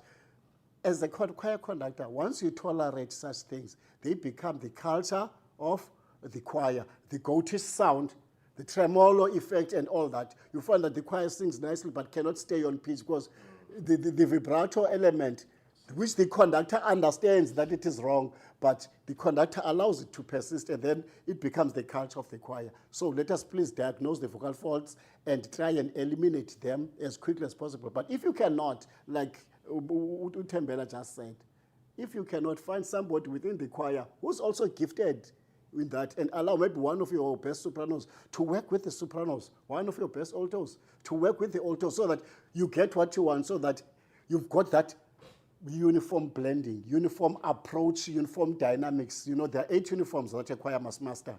Those uniform vowel formation and all that. If you are able to master that, I'm sure that choir will be easy to listen to. Thank you. Thank you. Right. According to, we've been preaching and preaching and preaching. I think now, say baleki priesthood nga BOM. We didn't become priests and abashumayeli. Let's have a conversation. Are there things you want to raise? Are there things you want to ask before we get into the music? Are there things you feel you've noted? Yes, sir. Thank you very much, sir. Firstly, I would like to introduce myself. My name is Sonamzi. I'm from Lovedale Tibet College. I'm also a chorister. So what I wanted to ask was that, so do you advise choristers being, what you call, when they are doing 2 sounds in one place, like for example, if you're able to be a baritone and also be a tenor. So now, if now you are comfortable in Western piece singing a tenor, then in the African doing a baritone, is that advisable to a chorister iyenze loo nto? Doesn't it affect your voice in some way? It's a tricky question.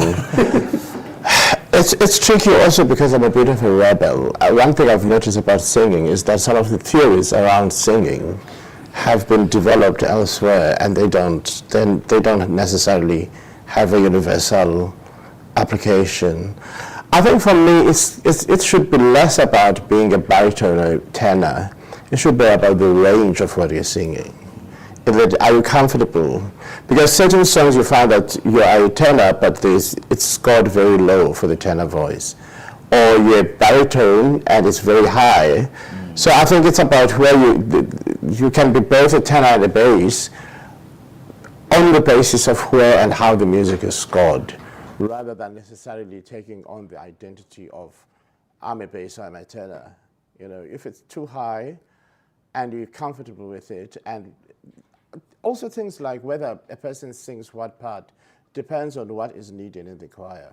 If in a particular year, the competition lifuna very high baritones, and you have second basses in your choir, then you can have those tenors that with a bigger sound singing the baritone line. So it's something that, also as long as it doesn't damage your voice.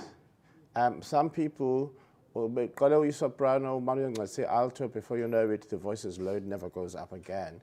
Unless you're fine with that, you're fine with changing to a lower range or to a higher range. I don't think, it's not an issue of yes or no.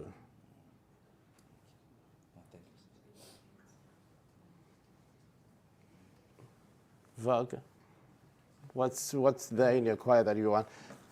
About singing. I'm happy with the information. I was just listening, Oh, okay. And I acknowledge the fact that, some of the things that we practice or we do in our choirs, especially when we're talking about these dynamics of music, you'll find out that you don't, because some of us, we did not test the music in a classroom situation. So we are just having the experience of growing up, having to know the music and so forth. But for us to hear exactly what is supposed to be happening in music, it's very interesting, and to quite know that when you are in a rehearsal room, are you following the right guidelines in terms of preparing whatever? So for me, it's just a comment that I appreciate so far the information that I've received, and it's quite fruitful. Yeah, thanks. Okay. I don't know, Ezra, how we're doing time-wise, but maybe I'll just say this for 5 minutes. Ndicela oconductor ke bangazikhuphi kwi-preparation. Oconductor, when I go around coaching choirs, you find about conduct uhleli phandle.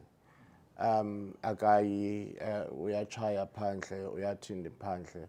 If it's a school choir, conductor uhleli a staff room, umakisha maths. But like for real, wouldn't be London. So when I conductor training or coaching is for the choir, it's important in the conductor abekon. It's important about conductor abekon all the time, so that, because we've seen choirs where you realize that this choir is exciting, but in Gosiam, it's lacking the driver. So we need conductors to take active participation in making the performance break teaser. Jamba ikwara yako uyiniki camp, nawas niki camp, your break teaser. It cannot always be that in the liquidal. You have to give yourself that chance. School. If you're a singer and a conductor, you always have to have a big mirror so that you can see umzimba wonke, because the position is very important, right? So you udlala pha ingoma, uyidlala, then comes the dawn, and you're looking at yourself. You are looking at how you give the entry and how you give the entry, and so how you close the phrase kundawo ethile, njalo njalo njalo njalo, so that you can have a sense yokuthi.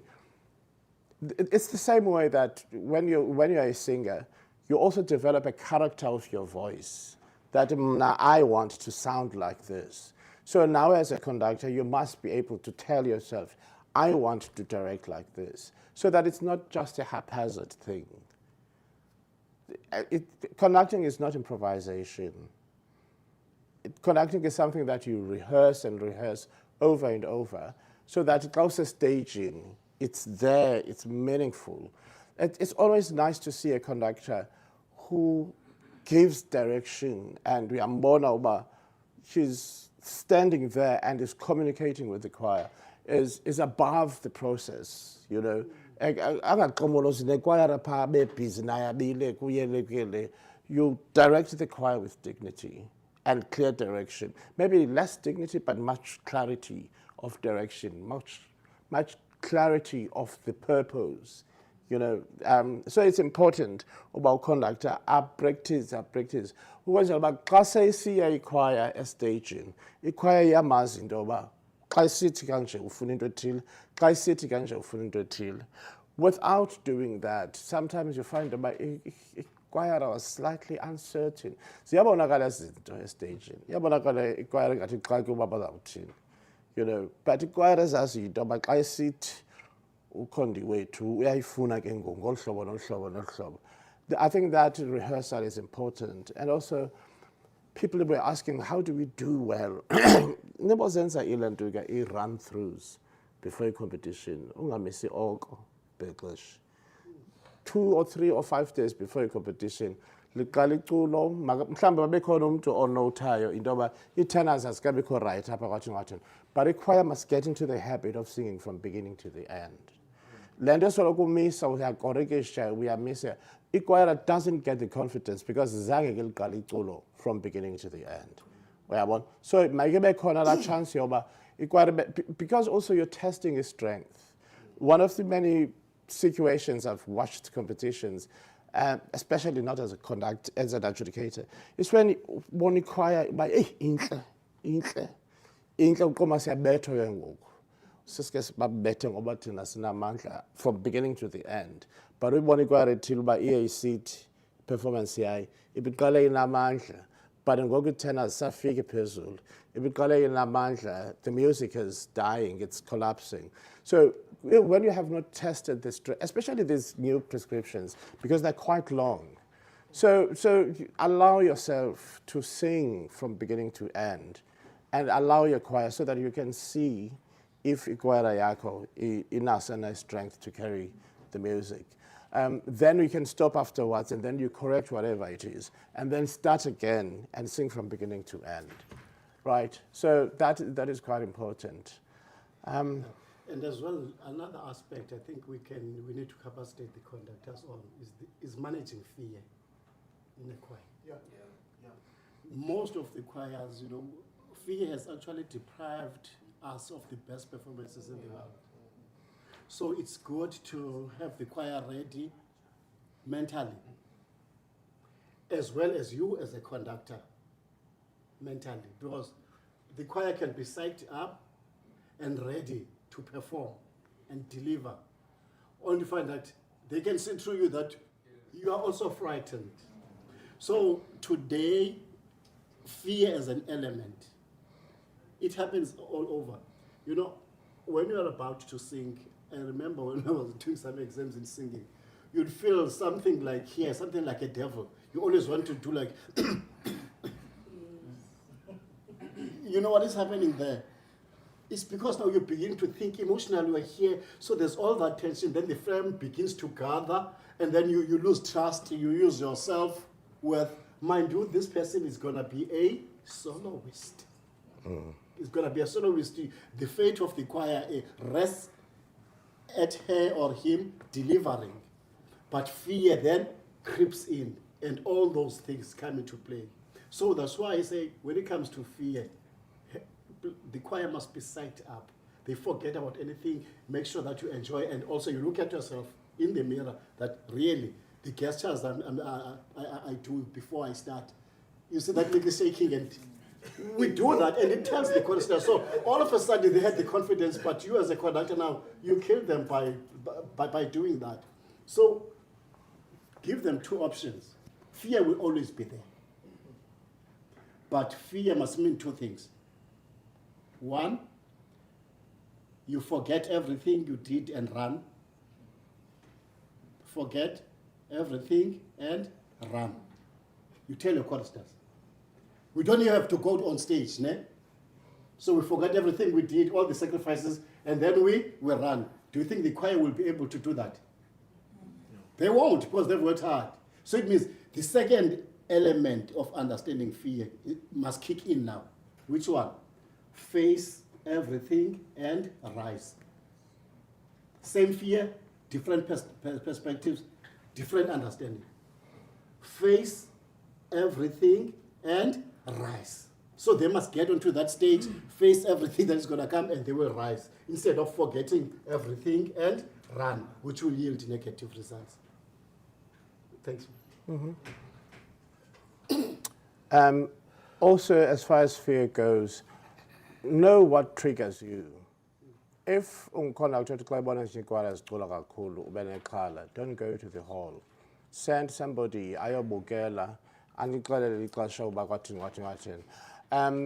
don't have your choir going inside the hall. And sometimes the many is the right one. Because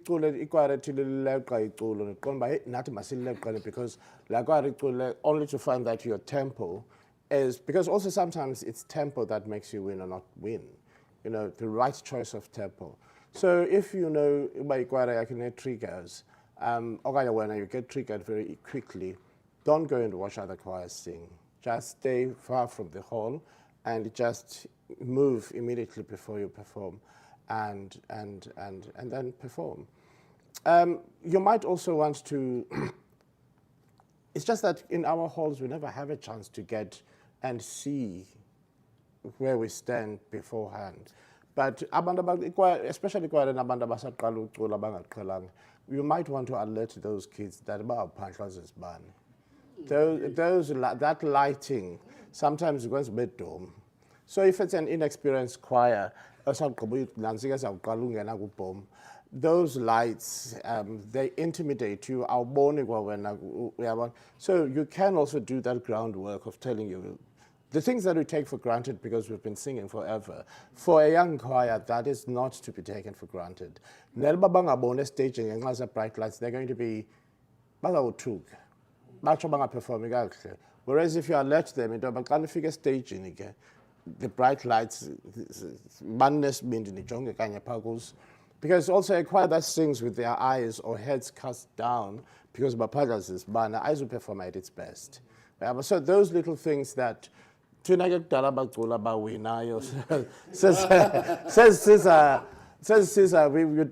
but do tell them, I didn't get a stage and I need to because of the lights. And yeah.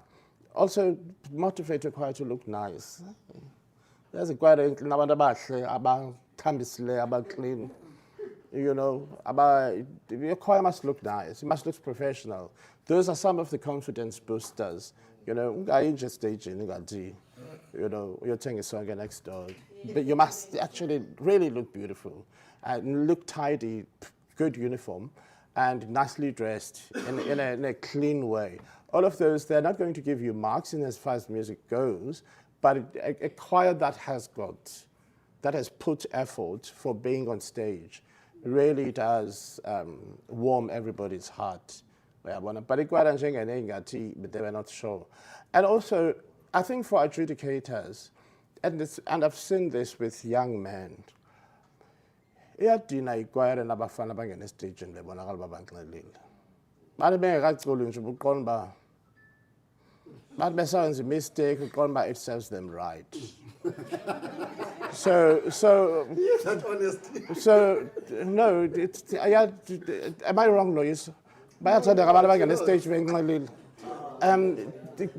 deal with those discipline issues. Sometimes ke bayabaleka umuntu afike nge-last minute, but ikwaya nethena lepe iyathanda uba ziibhesi ezinxila estaging. There's something that is really disappointing about that. Umuntu uyangena estagini ishirt isingaphandle because uyambona uyayeqa apha kweli cala neshirt ingaphandle. Stage, it's a very holy place. Our choirs must respect the stage. You know, so the problem is that also, as Mr. Godwanga was saying, there are funders, the potential funders. A funder in VIP seats, a stage. Why am I giving? Why are we going to have a big, all mutual? Or if we have Erasmus and it keeps the history. So now all mutual, whatever funder, and then suddenly, what can I say, you're going staging. So it does not only just affect your choir, it affects the genre as a whole. Or by choral music in Dawya Manglila. You know, we must really see land, or see abanye abakamanga, babdakana,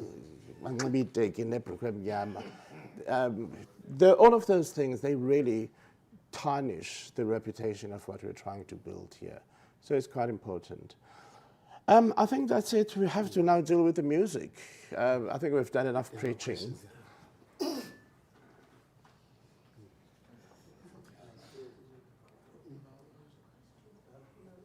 Right. According to the program, we're starting with the. Right. We've got 2 songs before lunch. We've got 2 songs before lunch. It's the Verdi from Luisa Mela, and we've got the Haydn. Then comes the Dawn. Azila, what I need to be sure of is that then comes the Dawn sang in German, or it doesn't matter. And then the prescribed German. Yeah, I thought there's a lunch to explain this, but that song, BOM is flexible, requires to do it in any language, in the English and or German. All right. Okay, can I advise? Don't do something that you're going to mess up. So if you think you can handle the German and you're going to do it well, you can take it. But if you're going to, because I mean, the kind of adjudication we do is not about mercy. We're not cruel as adjudicators. We're just sifting number 1 and number 2 and number 3. So we're not cruel people. But if there are 2 performances that are almost the same, or they're the same standard-wise, and then you give us bad German pronunciation, you're not going to win the competition. If there are 2 choirs, like they're really weighted at the same level of performance, but Enya sings good English, the other one sings bad German, you're not going to win. Yes, sir. Sorry, now, what if we're having 2 choirs at the same level in terms of performance and everything? But any tula German, any tula slow. The educators choose according to the level of difficulty of the language. German is more difficult than slow. Also, an extra mile to make sure that German is right. We are also isotini in the law be flexible to so there's a suggestion how about could decide by the choirs is the song, so that it decide about language about say le so that disadvantage any language.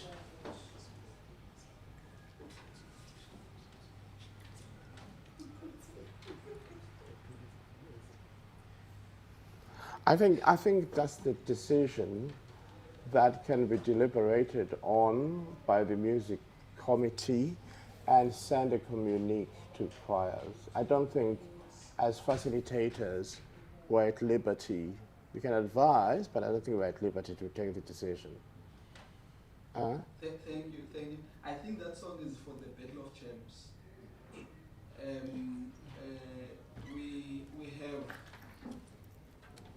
about, I think let's discuss that with those choirs, and unfortunately, I echo on the ones to Akambo.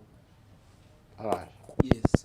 So even for those that are watching online, Musito, BOM will send a correspondent or something to them with a decision to that. But we thought as BOM, let's just be flexible. If Umdu also will be explaining, they think they can do German and do justice, they are able to, or they are allowed to do that. If they are able to do the English version, they are allowed to do that. But I also share a reasoning, a concern. But as we are saying, let's deliberate on it, and then we'll communicate with the choirs as a class section. Okay. Thank you. And the music. How much time? We can start and then go for lunch and come back.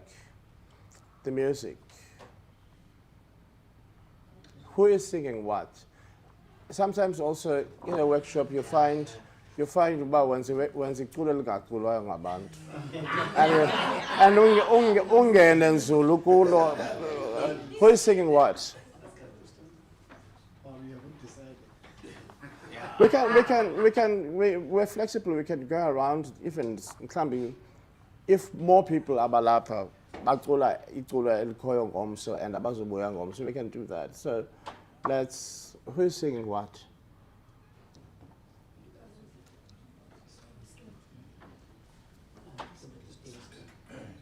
All right. That song is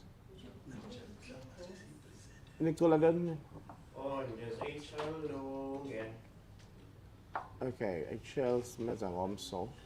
Abanye bacula ntoni? Kucula ntoni?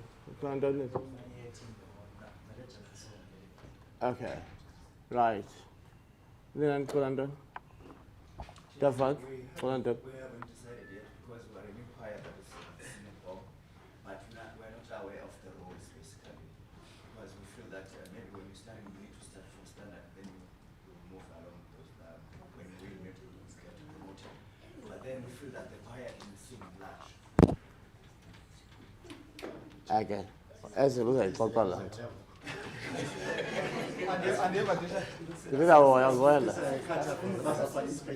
So this choir is a large choir. They are a large choir, so they can't say Kubayaba standard. In fact, tomorrow we may announce the choirs as the Yakwat Battle of Champs. So what we did for development purposes, for TV, we have promoted choirs from standard to large. Then there are choirs from large that will be promoted to that category, Battle of Champs. They can't be choir large, but standard. No, it's okay. It's okay.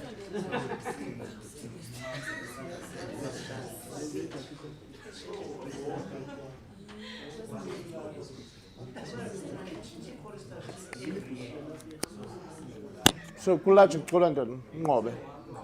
Well, right. The sun ascends. The Haydn, no, the Mozart. Okay. It's in London. But anyway, right. Okay. Let's get to the music. Let's get to the music. One of the important things about this music, in general, are issues around form, right? Before we get to individual songs, we're going to get into that by starting generally, and the issues around form, right? So you must understand the kind of piece that you're singing. the way the rhythmic structure is, the rhythmic changes, and so the Louisa Miller, the rhythm there is quite simple. However, that piece of music has got a lot of rests. Do you see indlela rests between notes? Make sure, as the choir is singing, to observe those rests and to be accurate, and at the same time sing through the rests. What do I mean by singing through the rest?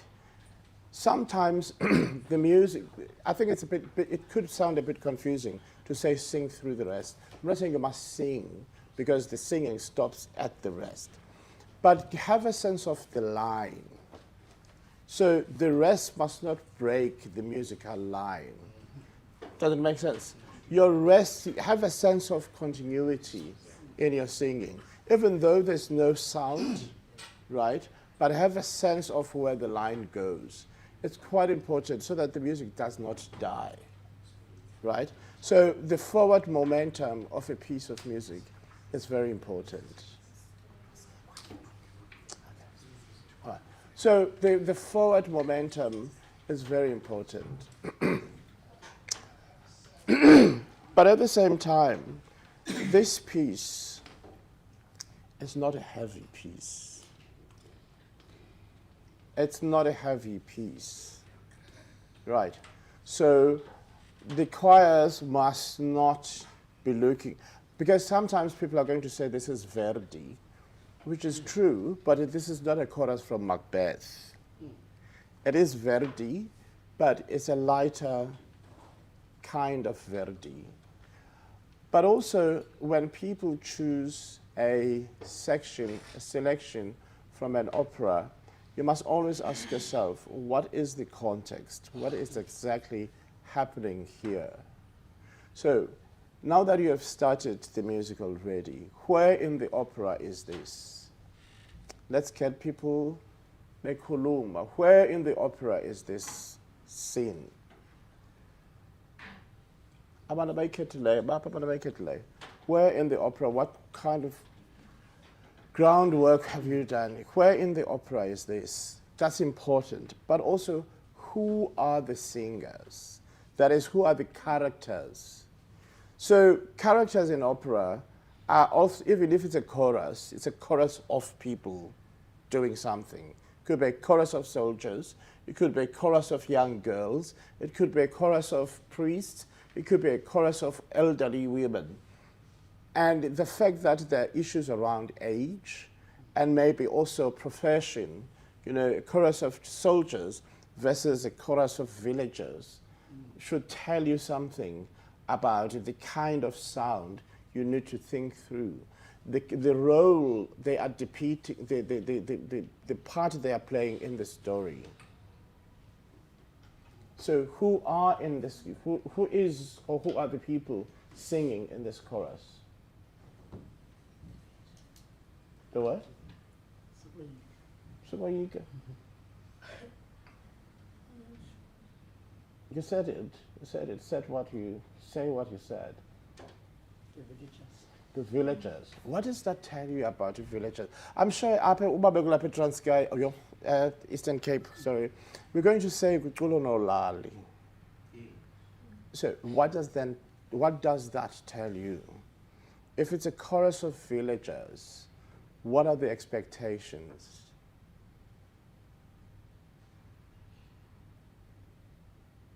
What are the expectations in terms of how you want your choir to sound? What is associated, what character is associated with a village?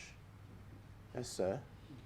I think the character from we villagers, you get that sense of choirs, and also I'm not sure I'll say it's a bit like a bit of sadness because of the environment that's not Well, it's one of the possible answers. What do other people say? If it's villagers, what do you expect? The unity. Unity. Right. Vocally, what do you expect if it's villagers? Somebody saying something? Simplicity. Villagers are unsophisticated. Villagers are, so this opening chorus here needs to be sung with a sense of simplicity in the voice.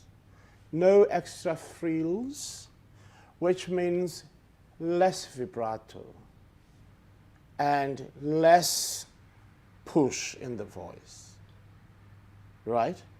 So, but it is also, let's look at the music. Let's all look at page 1 of the music. Good. I don't know. As I developed, Ezil, kasvezele pa. See, tumele kanale up. I think we did. Right. Yeah. So it's simply, there's simplicity. But now, right. But there's another question when you're dealing with opera that you need to ask and respond to. The context. What is happening? Now we've got the villagers. The villagers could be fighting, or like if you take Casento, the villagers there are actually trying to protect their community, and they're fighting. So the kind of singing that you get from Casento is slightly different from this start because the context is different. What is going on in this situation? What is this chorus about?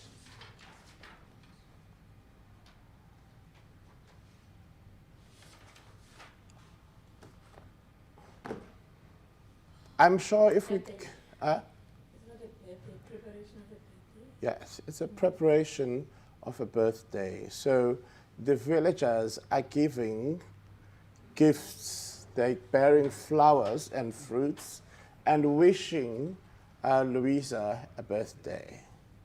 Right. So maybe slightly different from what Ulukolo said, there is not really a sense of sadness. The sense of simplicity remains, but not necessarily sadness, right? So that is quite important to depict in us in the singing of this particular chorus, right? Now, importantly, this chorus is in what? It's in 6/8, right? Abobale. So what does that suggest? That's the first thing. See? I think it is in 6/8, right? Yes. Right. Let's see page banana. I think 1 something.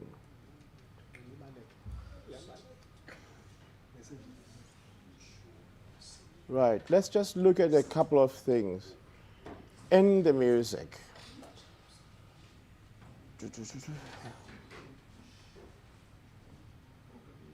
Hold on. Conductors, score reading is important.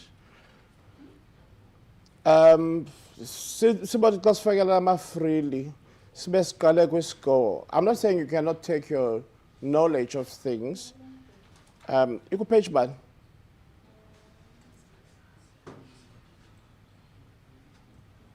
Ayiyo le? 115. 115.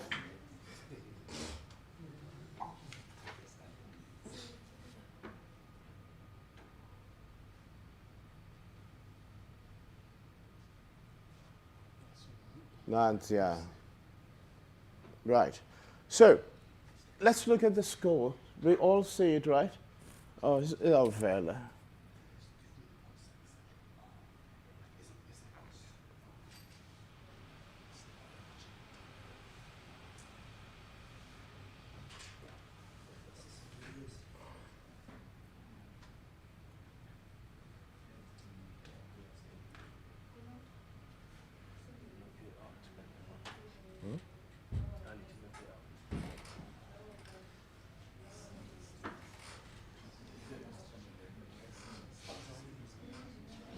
Right. What key? What key is the piece in? It's in G, right. So you can then, on your own, look at if there are any key changes that happen. In a piece like this, you're likely to have transitions to the dominant key and the subdominant key. So if it's in G or the minor key, the related keys. So mark the points of transition. Where there are transitions, mark them. Because we might again take it for granted ukuthi kukunisacula ngibana sokuhlola zi-transitions, but abantu bayokuhloleka zi-transitions, we adjudicate every day and they miss transitions. So work out your transitions so that your choir is safe, especially where you transit using a chromatic. Abantu ziyabohlola ezo ndawo. Uba mhlambi ubucula u-D and then mhlambi your what do you call it, your pivot note or the first note of the new key, it's another chromatic, maybe it's a to, or then the following one, it's a chromatic. So you move from a D and then the following one. So mark your chromatics. But there are also other things to, there are also other things to mark. To note, the people abanala music. What does it say right at the beginning, the tempo? What does it say about the tempo? Technology. It says tranayo. What do they say there about the tempo, Zola? Allegretto assai moderato. What does that mean? Yeah? Oh, okay. Allegretto assai moderato. Right.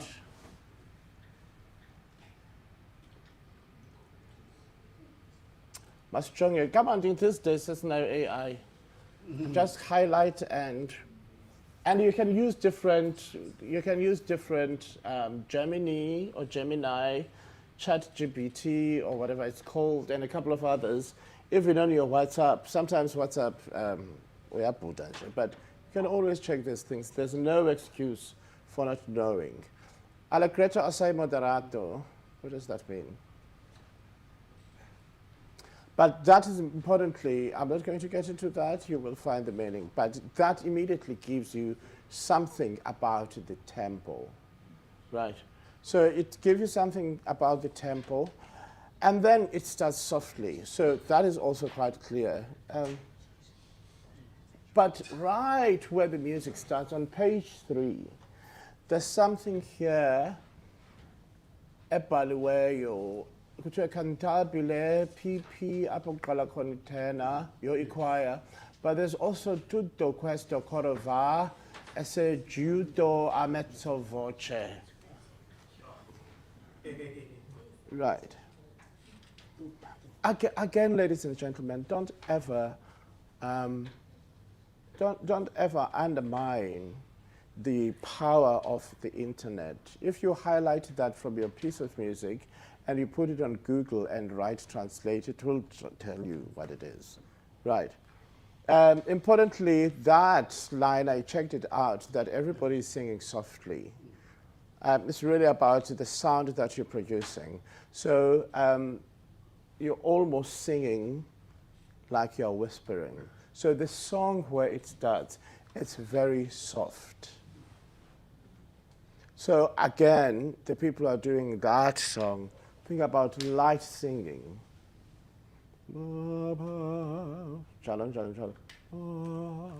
That sound. The adjudicators will hear you. They will hear you. Adjudicators are right close to where you're standing.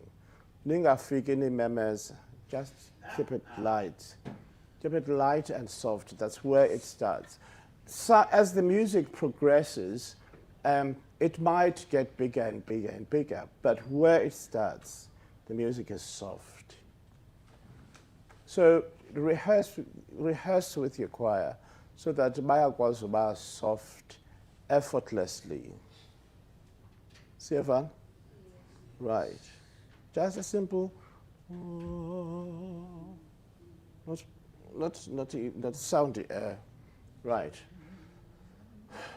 Zola, ithwani ke ngoku? Cimile. Nale computer icimile.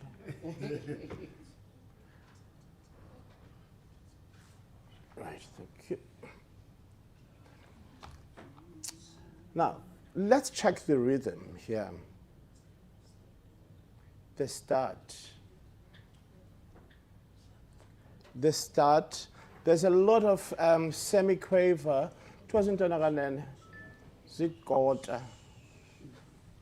But in 6/8, those semiquavers are more like a half. So you sing them like a half. Ba-ba, ne? So do pay attention on that. And there's quite a lot of them across the music. So make sure you get them right. Right.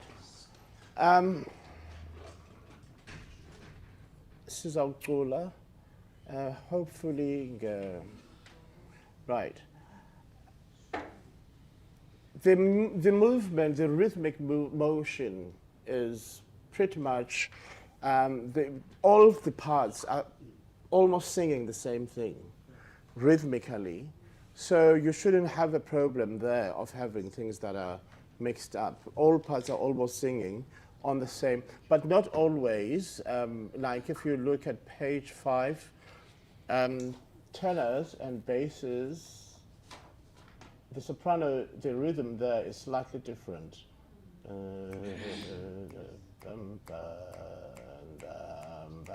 But the alto, the second sopranos, they're pretty much, and the tenors and all that, they're slightly different.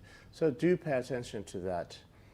There are accents in parts, and what else is in the music? Let's just check the music.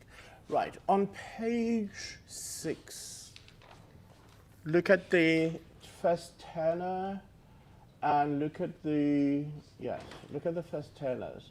Suddenly we have chromaticism coming in. So your tenors, your first tenors, are singing si la la, ti la la, so. Do you see that? So that's the first moment in the music where suddenly we're confronted with chromatic harmony. So make sure what you tell us, they're on pitch. It's not the only part where chromaticism is. So even page 60, bar 66, page 7, if you look at that movement, there you've got sopranos singing some nice chromatic so, re, di, re, mi, jalon, jalon, jalon, jalon. We all see that, right? So it's the obvious. But a new idea comes in, page 7, the staccato or the staccati. Yes, what? So make sure, so you've been having this nice flowing movement, and suddenly now you've got ba, ba, ba, ba, ba, ba, ba. Do you see that? So make sure that you effect those. But now, if you look back, or rather, it's still on page 7, bar 60, do you see bar 66? Or if really, so got about a song. Thank you, Mama Pudzola. Thank you so much. Right. Right. Okay, it's okay. Okay. Let's go page 7, right? Yeah. So Nadia, it's Gololia Kalapa, August Alboda. Vaga, get ready to school seller, ne? Right. Now, go cantabile. What does cantabile mean?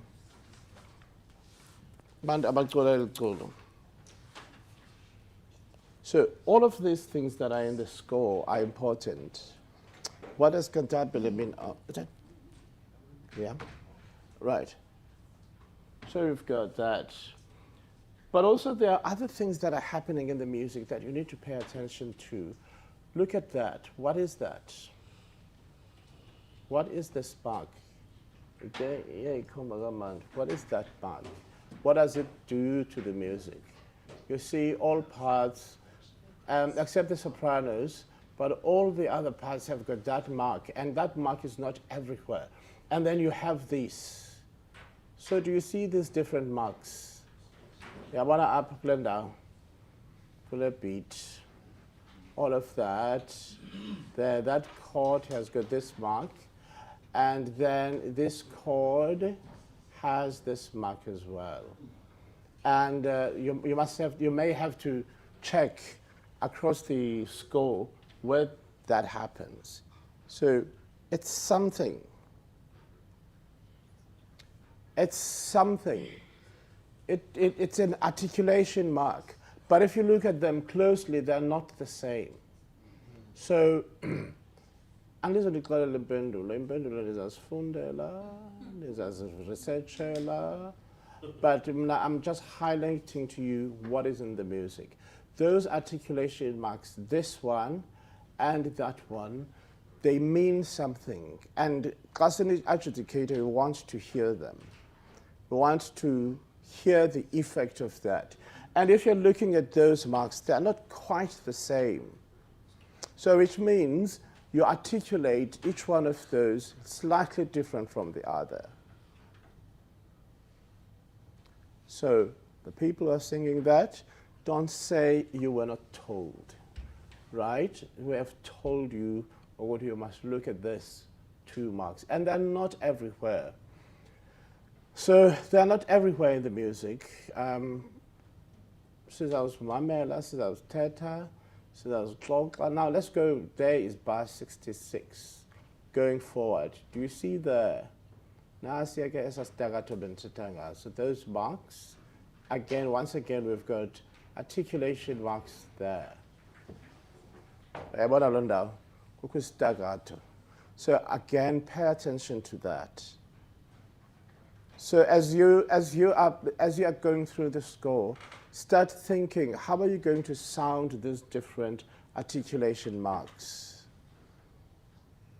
Right, let's go through the score, let's go through the music. Let's see what else is there that you need to be before. There is a word there, by the way, staccato assai. What does that mean? It's important. Right.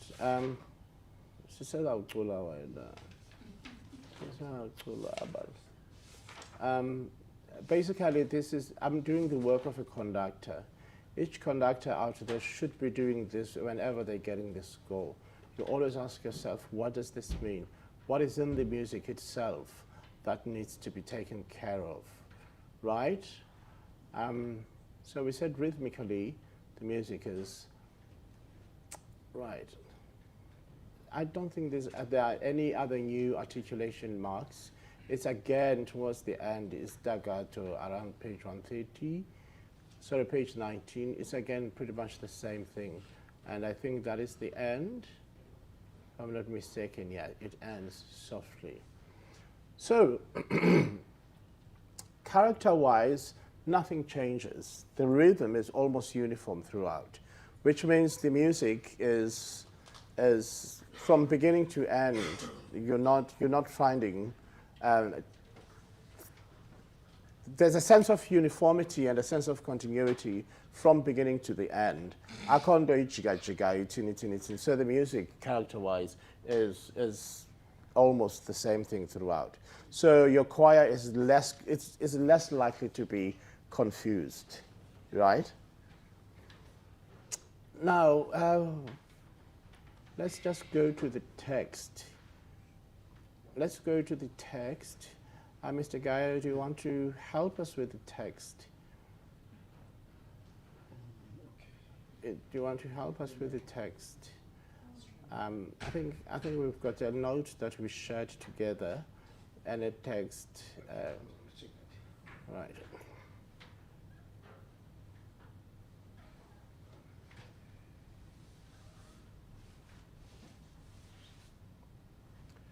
Right. Before he gets to the text, I hope you are aware that in Italian, there are certain things that are standard, such as double consonants.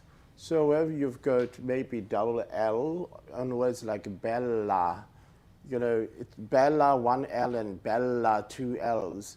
They're different, they're slightly different in pronunciation. So your choir has to If you've got do do, two T's, you also, it's not do do, it's do do, almost like a stopping your bella, right? So those are standard.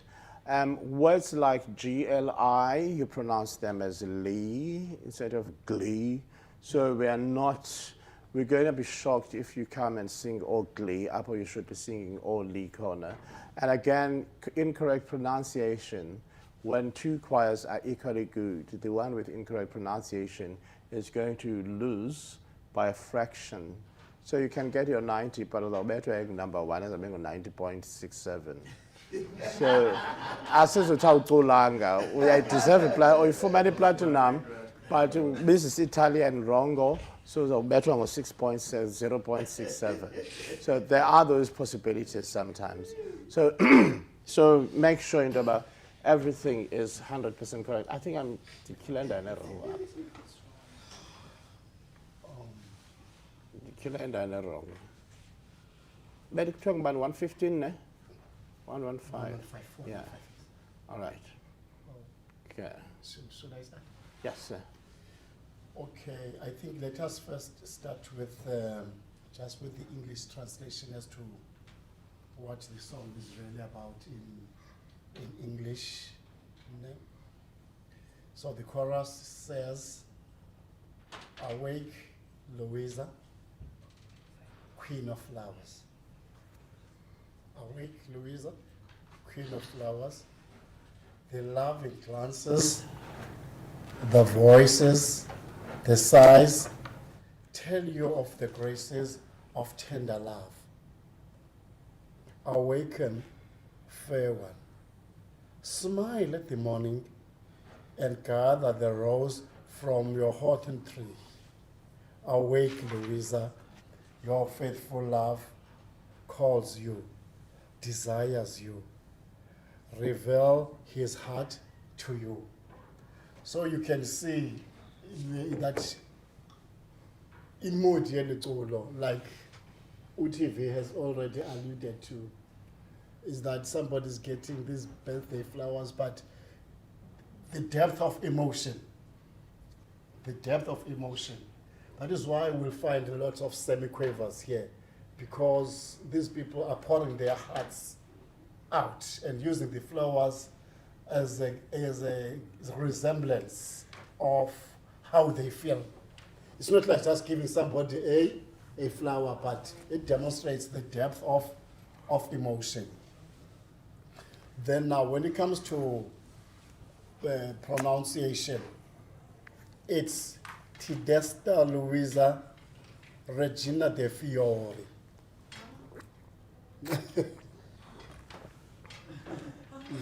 Regina de Mamela again. Oh, I'm reading from this one, eh? Oh, Yeah. but the sounds. No, don't worry, because what we're gonna do is, I don't know how we can share this one, because I cannot get it on my phone, because maybe if we can assist them with the one that is written. Can Yes. Isn't it? You will send me Tishala whenever you have time, then see to that. Okay.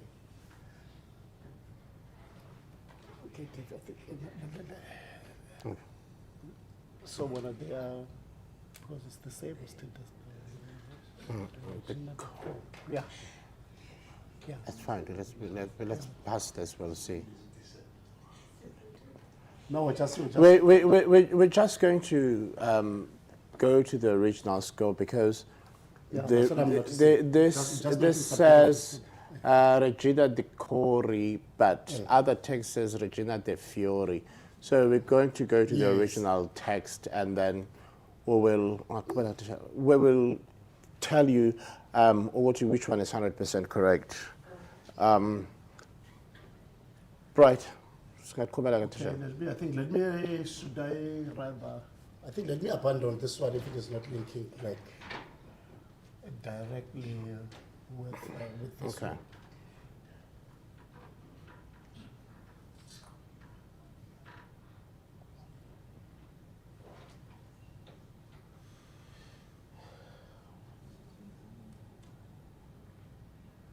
I'm just verifying before I read. Yeah.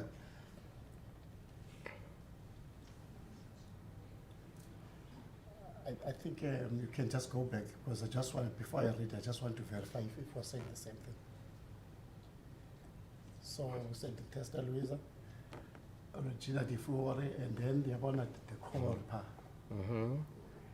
Let's go to line 2. There's line 2. Imonti.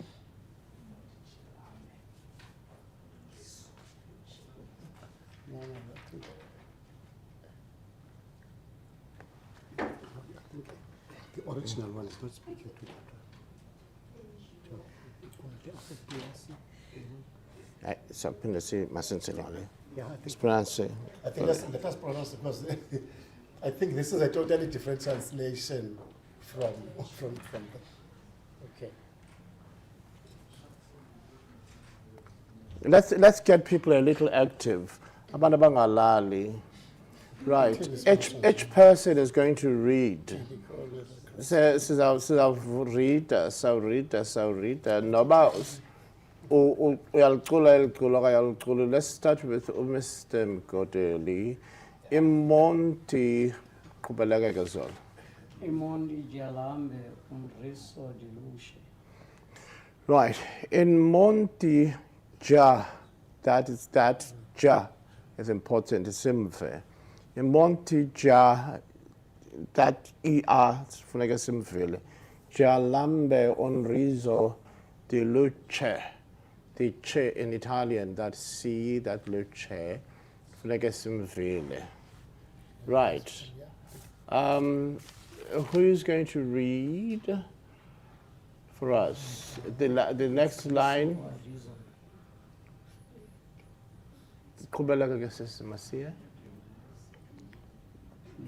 Yeah. Di un giorno Kubeleg. Silietto, Osieno, Jalabo, Jala. Read in a way that Iavagala.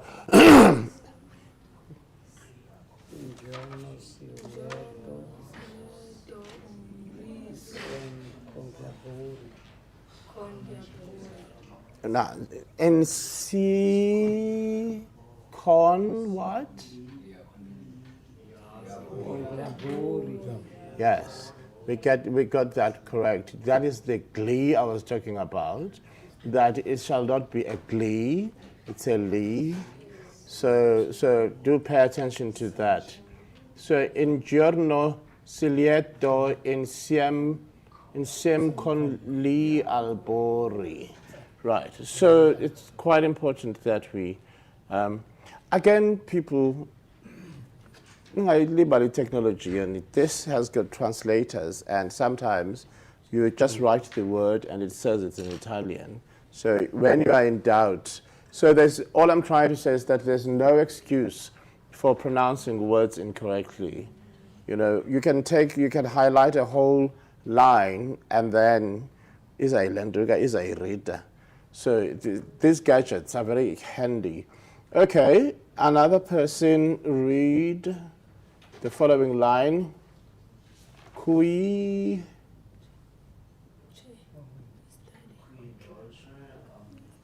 Yes, kubana fundayo.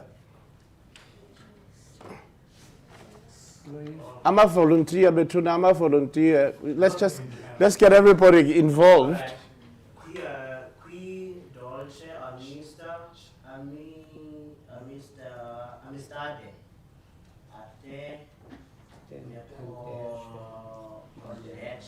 Right.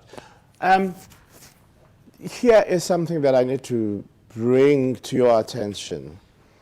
A person who knows a language reads it in a sensible way.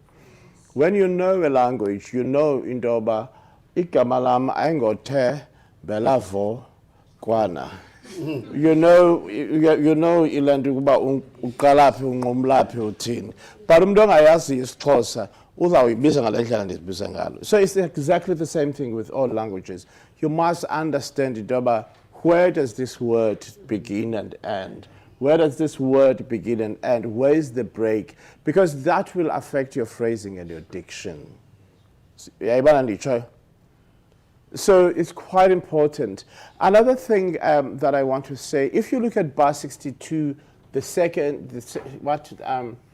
1, 2, 3, 4, beat 5, mi, do, mi, uyabona bakwenza ngantoni pha emagameni. Kukho C, E, A, so sino dolce a. So in a situation like that, you actually kind of reduce the rhythm. I don't know if I make sense. Like in part there's a quaver, but it's business or you tool amagama. The rhythm itself will be ba ham bam ba, but we're not to allow yourself to be able to pronounce the ch and the I. It will be ba ham ba ba ba. Everybody try dolce ami, ne? So that is always our mabini. I-rhythm yona ifuna ubiza igama elinye but mabini lamagama and funeka ecacile.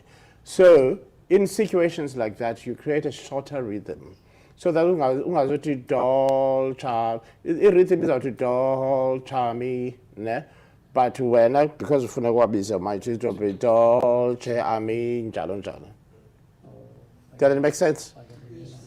Yeah, that doesn't make sense. I hope it does make sense. I pakude at payana inotes is right, it's a fumel. So do pay attention, Italian yambi benezos dosinjal. So ungawaki yamagama. Create another note so that those are busy. Right, must pin this move here. So see for the lemon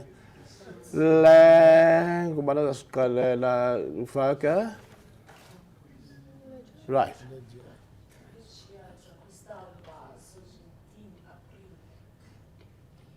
Right.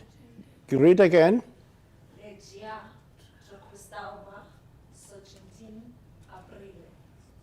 Right.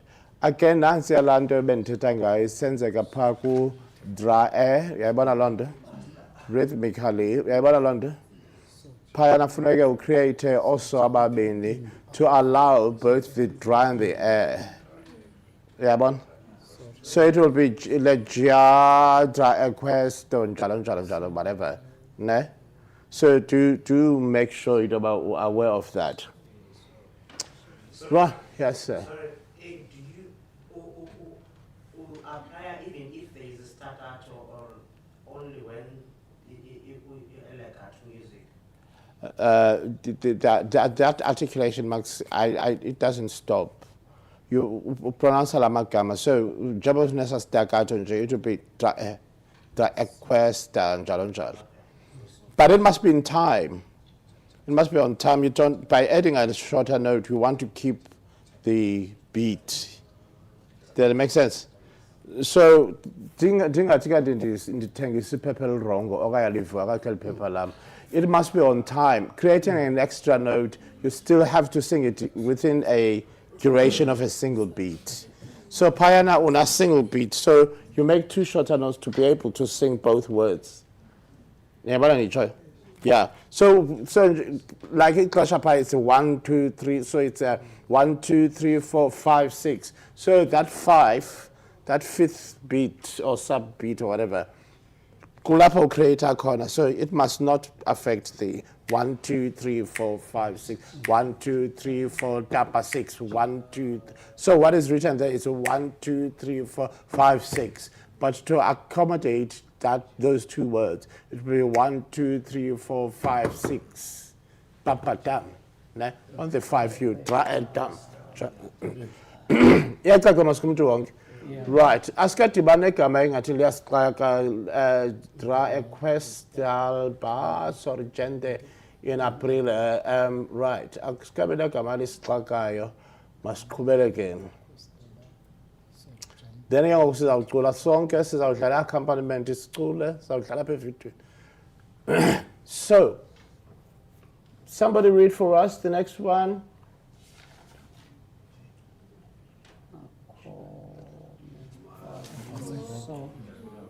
Bar 70.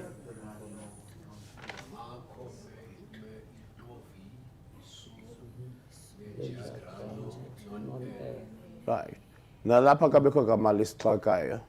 That bar 70 yafana lapha besibonile kuqala is still the same issue. Come il tuo vi, njalo, njalo, njalo, njalo. So asikabi nagama lisixakayo. So it's not a lot of text. So your choir can actually just quickly write. Kwenzeka ntoni apha? So it's pura. Pura, suave, questa ora gentile. Right. Nalapho ke pronounce ke. Right. You know, if you go to YouTube, you might find, Uguti, there is actually an Italian reading this. Sometimes you must just write the title of this song and then diction. So, like, dun, dun, dun, whatever the title is, and you write Italian diction or Italian pronunciation. Sometimes you do get lucky, and you get somebody who's actually pronouncing the words. So we can maybe somebody, YouTube, or somebody else YouTube, just that title and Italian pronunciation. There might be somebody actually reading it. Okay. But what I want to say to you, when I work with my students, I've noticed that some of these pronunciation guides are done by Americans, or if you can find an Italian pronouncing Italian, sometimes Americans, the way you would find an American reading is closer. Obviously, somewhere in that reading, American, Americanisms, so you do pay attention to that. Let's continue. I don't think there's anything extra. It's a repetition of pretty much the same thing. So, let us see if we cannot sing along. Who's going to conduct us? 6/8, Vaka, you promised. So, so we are in 6/8. Right, massive, uba ihamba kanjani. Lento iske ikhile kude.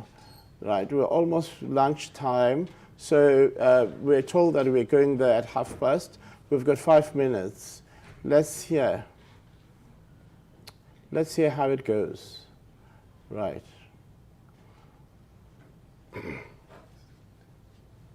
Sayidqapha. Uphi uYouTube walapha? Ndifuna uyidlala ngo ayingelo. Yeah, nansi. Ithini title yakhona? T-Duster. T-Duster.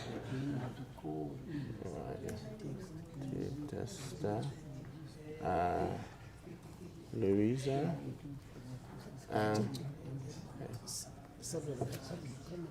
Louisa. Right, let's see. Connect to the internet. It's not connected. Retry. Is it offline?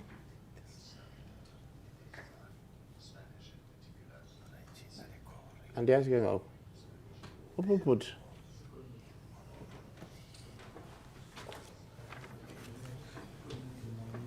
Huh?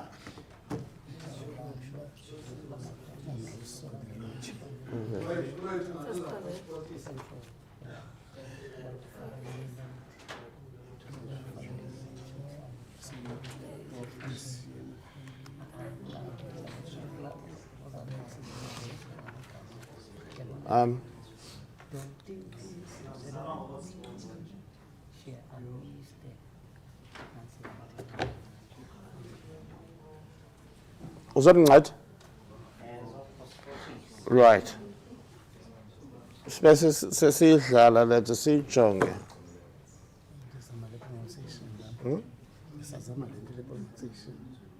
Okay.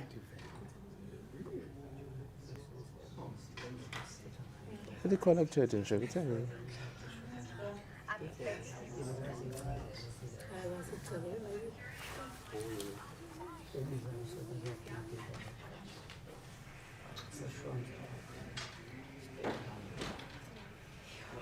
Nansak. Yeah. Right. Let's hear it. Let's just hear it to get the idea.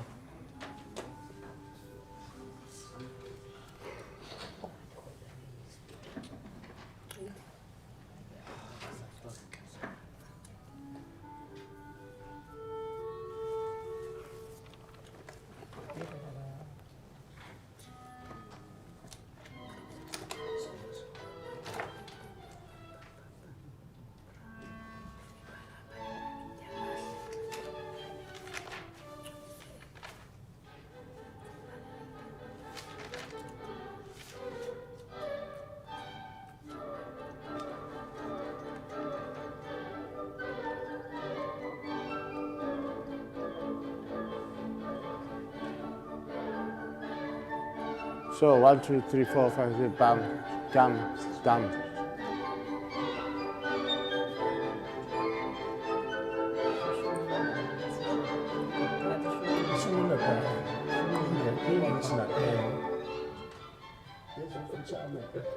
Bayenze mfutshane apha.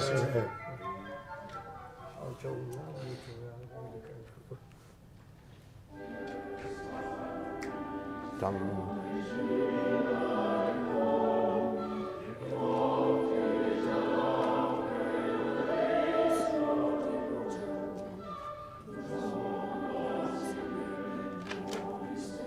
Oh, iyabaleka le nto. But at least we have a sense of it because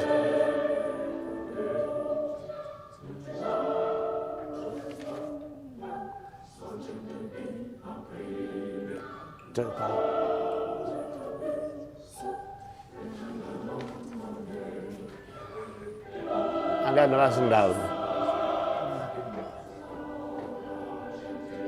Sulapha? Andiyazi noba siphi. 7, 8. Ibaleka 82. Let us name page 12, 56.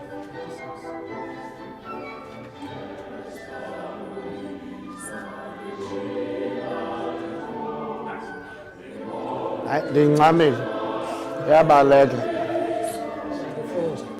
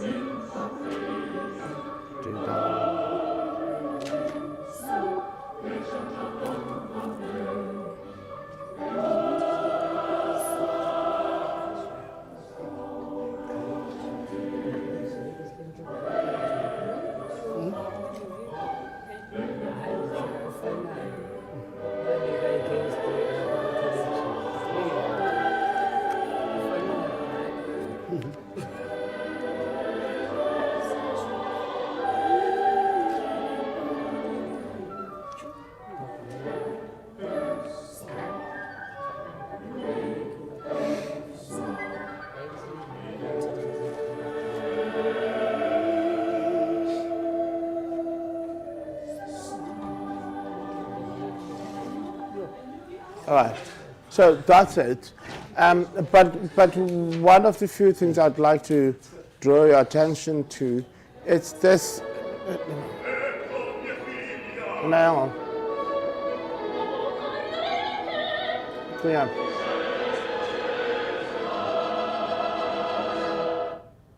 All right.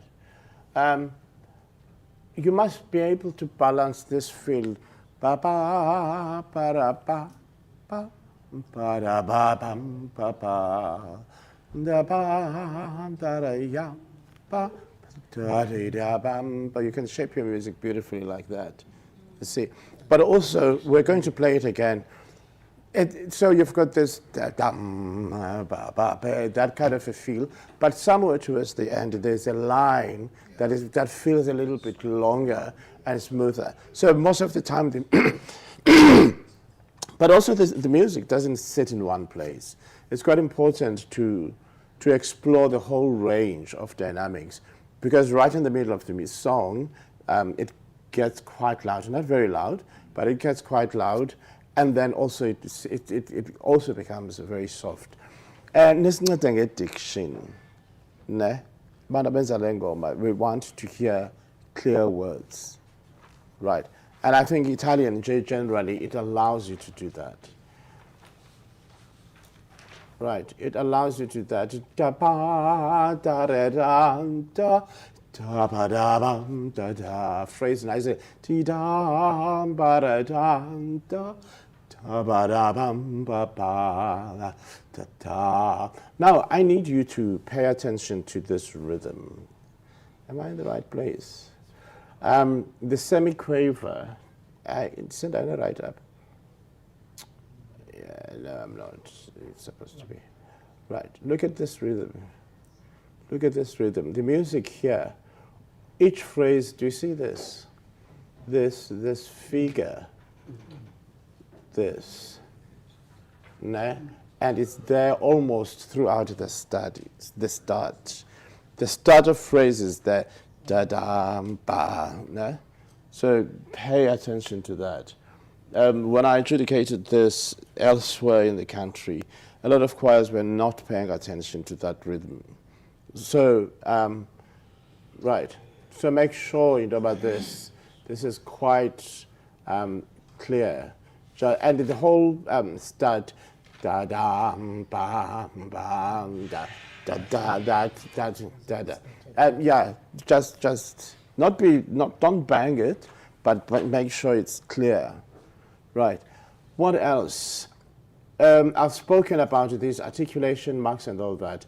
I don't think there's anything else. I think I did speak about chromatics in certain passages to make sure that those are quite clear. The song doesn't jump all over the place, even in terms of the melodic lines. The melodic lines or the lines of the different voices, they're not jumping all over the place. So it sits more or less in one place in the voice. I really don't think there's any choir that should not do well singing this. If you're ready, you're prepared, it's manageable. Ikona Eyinto. Let's listen to it again for the last time.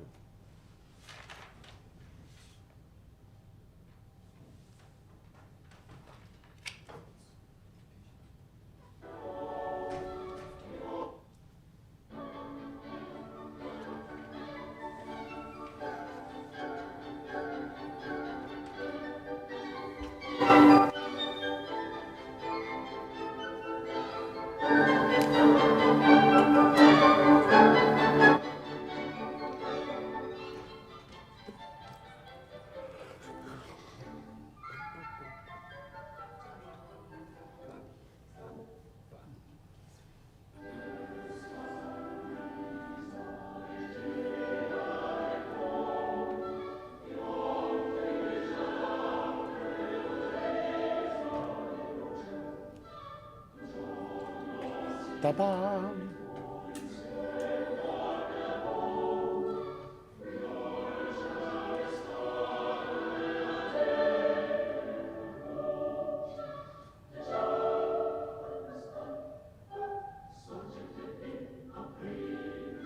Da-dam, ba-da-bam, ba, ba-ba-ba-bam, ba-bam.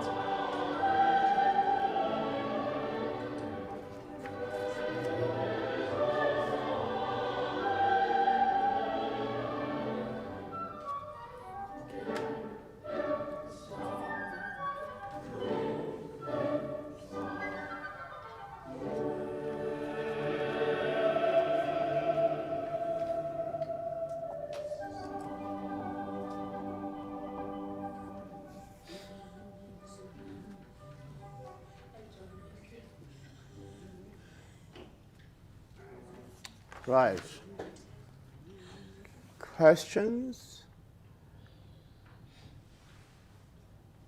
We are hoping for a very polished performance. I think the song is nice and straightforward, and just make sure that your choir is nicely blended, the voices are nicely blended, and also they sound beautiful. I think that's about it. Otherwise, yeah, it's lunchtime. So where since then comes the dawn, and finish off with the vernacular pieces. Is there anyone with a problem with any of those vernacular pieces? What vernaculars are you doing? Ingwele. Everybody here is doing Ingwele. Okay. Nina Nezan.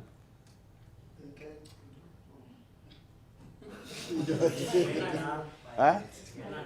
Get it now. Oh, isn't here? We actually wanted, last year we had an opportunity of getting Orlando composer as a Swatini. He was able to get online and attend that. I think that he was called. So maybe we could do the same thing and ask Fundela Namagama in a very clear Siswati way.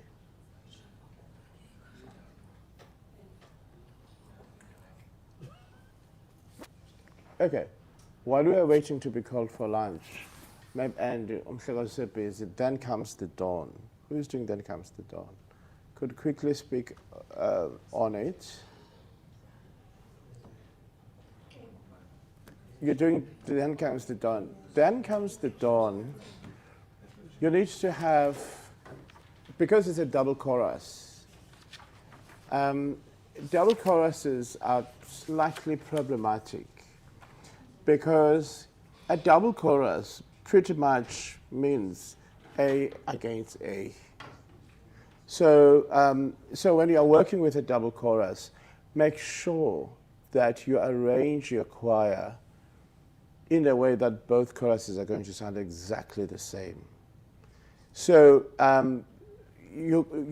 because they're also pretty much singing the same thing, so you can train your choir like baphinda bonke, and then xa sowubohlula ubohlule ke ngoku ubani umamela.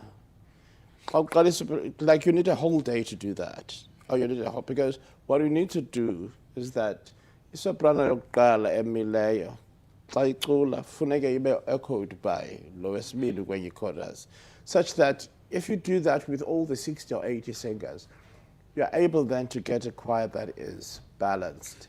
So ungatati all of the great singers yozibeka choir A, and then the slightly weaker singers yozibeka choir B.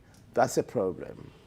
So make sure that you arrange your voices such that there's equal strength. So there's a mixture of all sorts of things in both choruses. That is the challenge, get double chorus. Number 2, Then Comes the Dawn.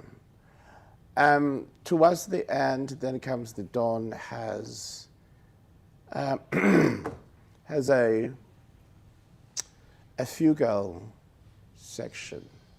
Am I right? I think there's towards the end, right? Right. Most times, ikwayala zethu ziyoyiswa ukucula ifugue.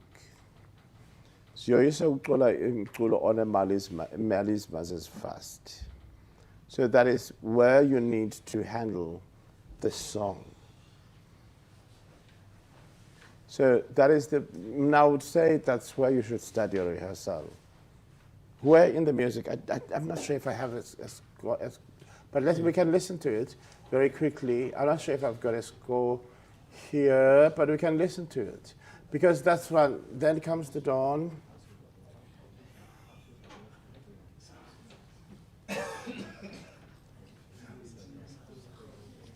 So where the choir is singing, support us, then dum bam bam bam bam bam bam bam bam.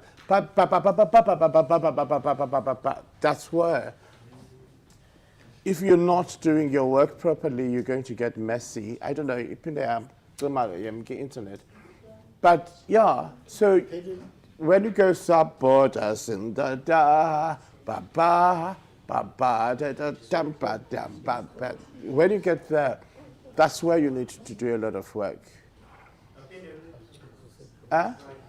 Depend.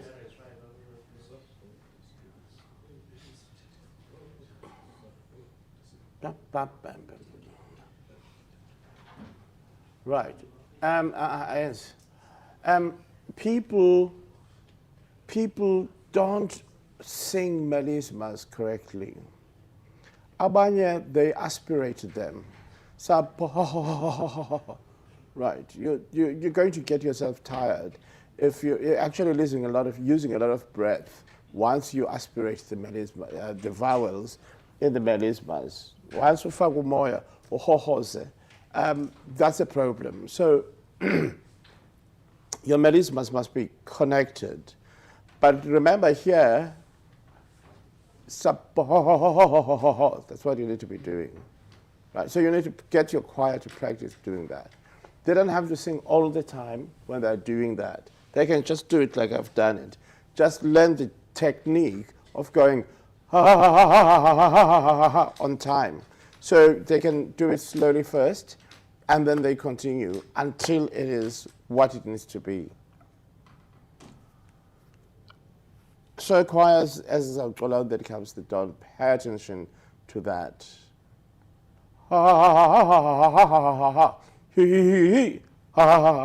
So you train your choir to get the vowels correctly. Support us in the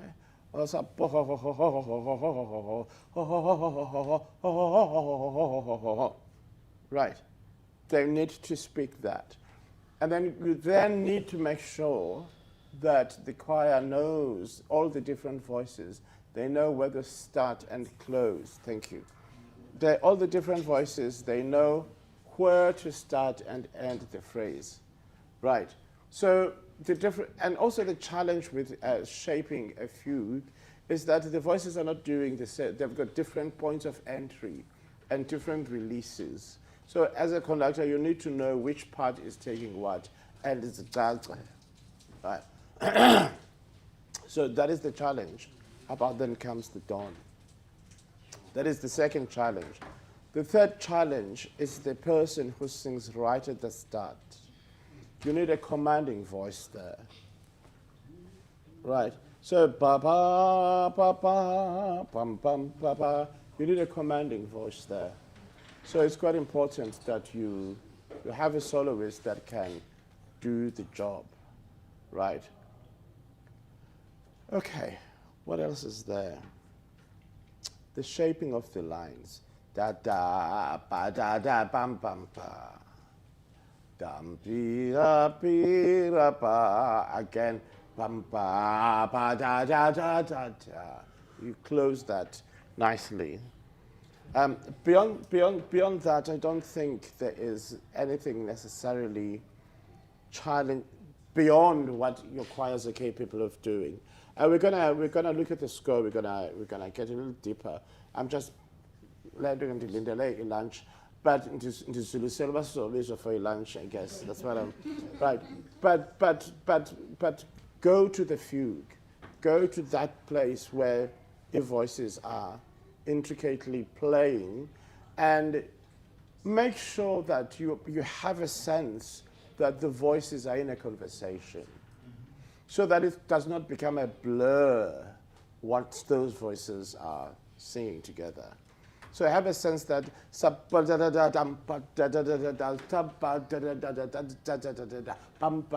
you must be able to manage all of that. Right. And if there's a part esilelayo, make sure you work with that part until they're able to manage everything like everybody else. Right, so that's one of the challenges of that song. And, another challenge in that song is the high, I think it's a B flat towards the end of when the sopranos go like, ba ba ba ba May we ascend the holy day. But there, I think it's a B flat. Or a B, I don't know, but it's somewhere up, yeah? It's a B flat. So make sure your sopranos don't scream. So you can always, they must not scream, and they must also sound united. We don't want to hear 15 different voices. They should all sound that note together. And you work that through your rehearsals. You push them to a C, push them a whole tone above that note when you're doing your rehearsals. If they can sing a C or C sharp comfortably, then they can land on that B flat with ease, right? So give them techniques too. Another technique that you might want to think of when you get preparing that, don't necessarily think of diction there. Just send the sound. If you're thinking of the words as they are written, sometimes it be the holy hill he bounds. But if you go the high bounds, then you will, because the rest of the choir is singing together with the sopranos. So your sopranos, they just need to give us that vowel on that high B flat, and that's it. And then babuye xa isiphinda isehla bayaphinda babuye bacula amagama. Yeah, I think another thing, just to add to what you're saying, the question a dialogue between those two choruses. The dialogue has got to be clear, and even when they are maybe contrasting in a way, so that it's clear it's a double chorus, and then when they are unified, the intensity of that sound is easily detectable. But the dialogue must really be clear, without maybe any other choir being subdued or submissive. Hence the question of the balance between those two choirs. Because some other people have to make it sound like an echo now, the echo feel, instead of the choirs complementing each other well. And as well as you said, the contrapuntal sections, that the melody pitching against another melody, as well as the melismas, because it's so beautiful when the melismas are likely sung in true classical fashion. I think I can just add that. And they need to be practiced so they can be smooth. The melismas are difficult to sing, that's all I'll tell you. So you need to practice section by voice. That is, you have your altos singing their line, and you drill the you're not going to get this kind of music if you don't drill the choir. All conductors have a tendency of being there from morning to evening, doing the same thing. You need to separate the parts. Let's say you have a camp, so it's just that sometimes it becomes difficult to get it disciplined when you've got long sections. It can be just 15 minutes with the altos in Dawayazo, it's 15 minutes with the tenors and so on. Or you can split the choir into two. Maybe you've got sopranos and basses and altos and tenors elsewhere. But they must really, you must break the choir down so that you get those melismas. This song we're really a great choir. Makes it to the win. It's in that fugals, in that contrapuntal section. Funeka icaca kakuhle, the articulation, and of course the. Let's hear it.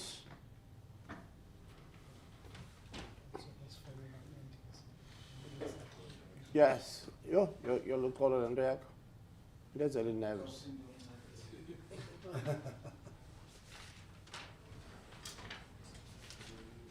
That's what am I supposed to do? It's connected.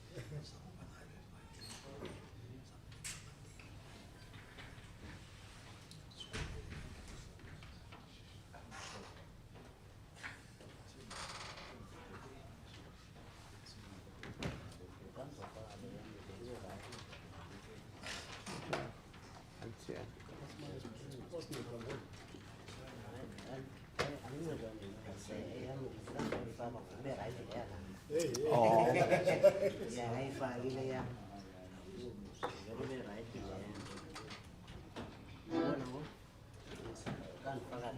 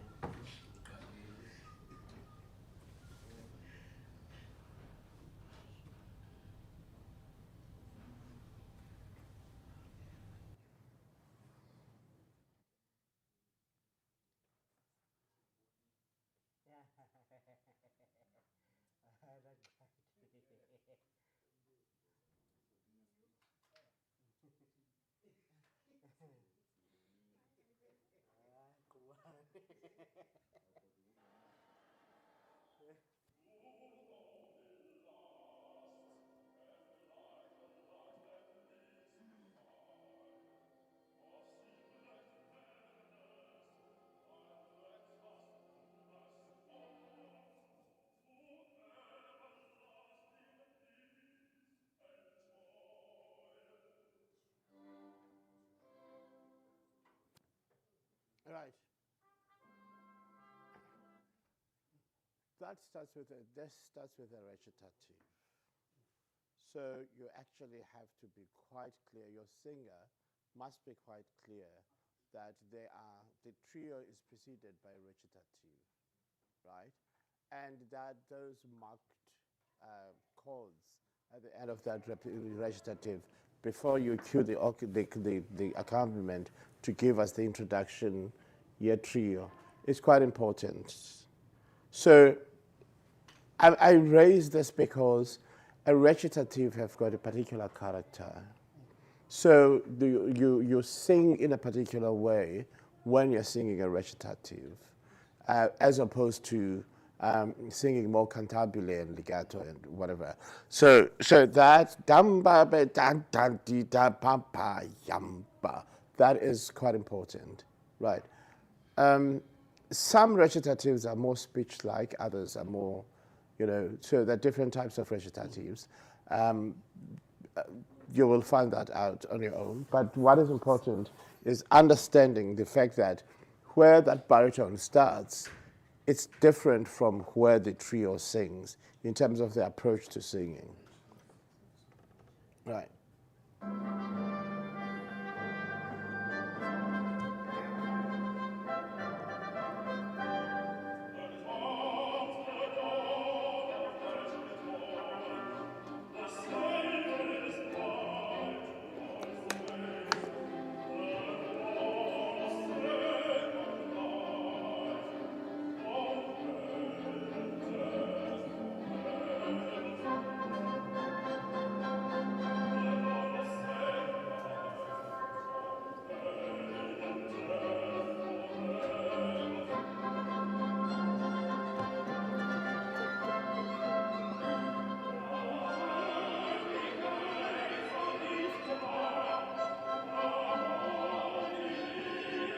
Bayashare na orchestra.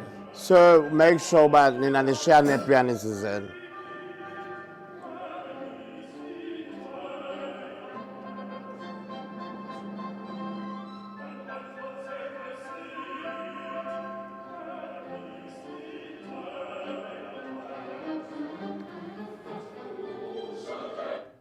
Right. If you paying attention to the orchestra, which is what you must demand from your pianist, that kind of a fanfare-ish thing by the trumpets there and the rhythm is quite important. Introducing the dawn, the big dawn, dun dun dun. So that piano, that accompaniment, that orchestral dum dum da dum dum dum dum dum da dum dum da, you should demand that from your pianist. So the same way I said you must decide who comes and coaches your choir, you must also not just have any person who can sit on the piano and play. You cannot be singing for Chamber of Champs and you still don't understand what you cannot read the score so that you know what you want from a pianist. I think that's what I'm trying to say. That if you are at any level, at this level of a competition, you must know who should and should not play for you. A pianist that cannot play the piano as well, iyabonakala. So a pianist that cannot play up to the level of interpretation yakhona uyawugisa. So don't do favors by actually getting people who can. They might play the little Danube there, the blue Danube, whatever, which is fine. Everybody can play that. But at that level of a competition and with this level of a great chorus, you don't want somebody who is not going to give you. But in this competition, they do the orchestra. So also it's important to really study the orchestra so that an angle conductor who just comes and waves, you know how to direct, you know where the trumpets are, you know where piccolos are, you know where the drums are, and you know when to cue them in, so that your performance is then complete. Right, let's play.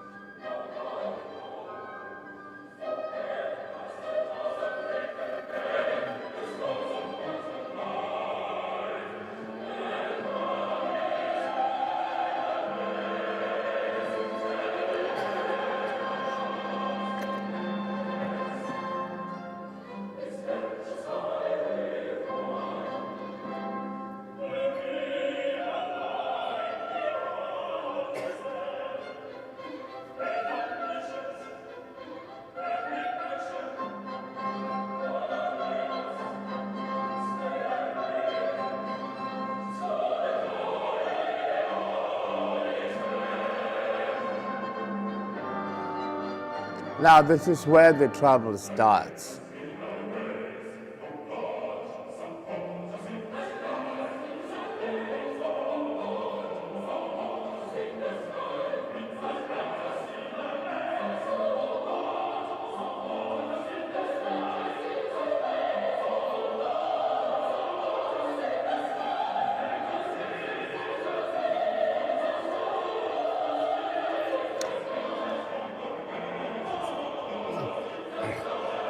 Just make sure this part, this section, does not become a mess.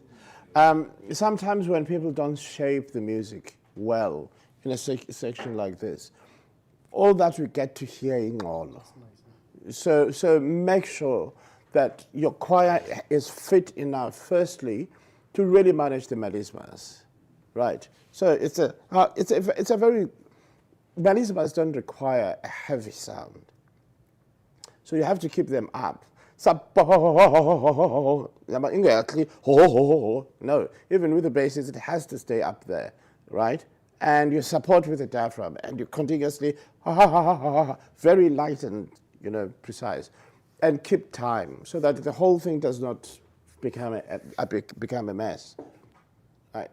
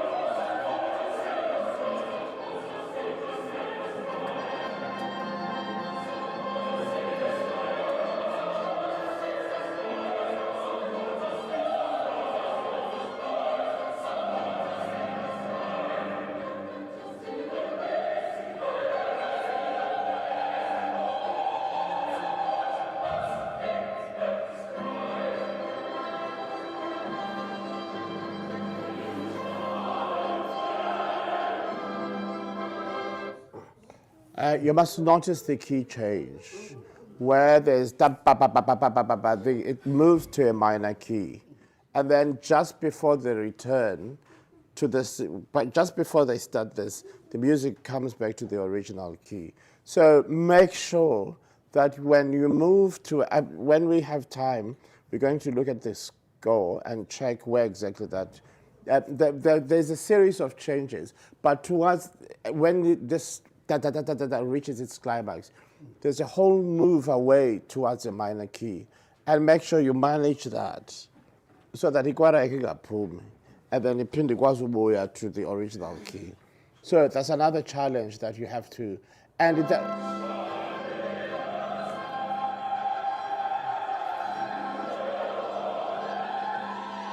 this is the part this is the B flat I was talking about.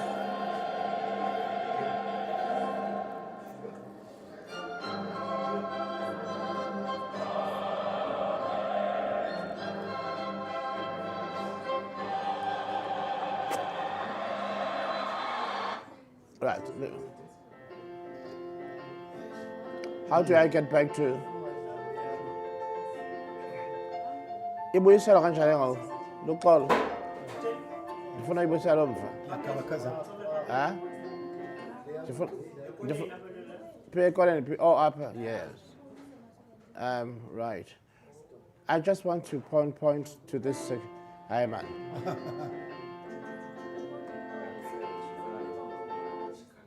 Yeah. Flip. No, that's a mistake. Right, let's just go back to where the music actually goes. Yeah. Sesizayodla. Play. Oh, sorry.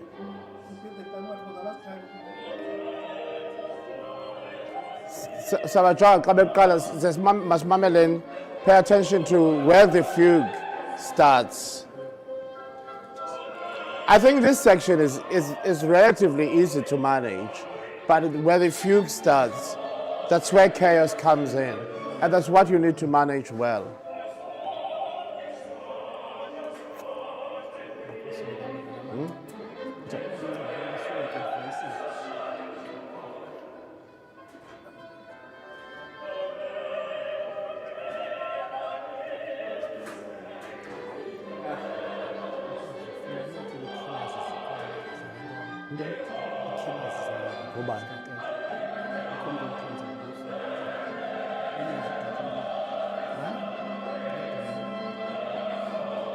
Bayaziwa babethulwa ngubani?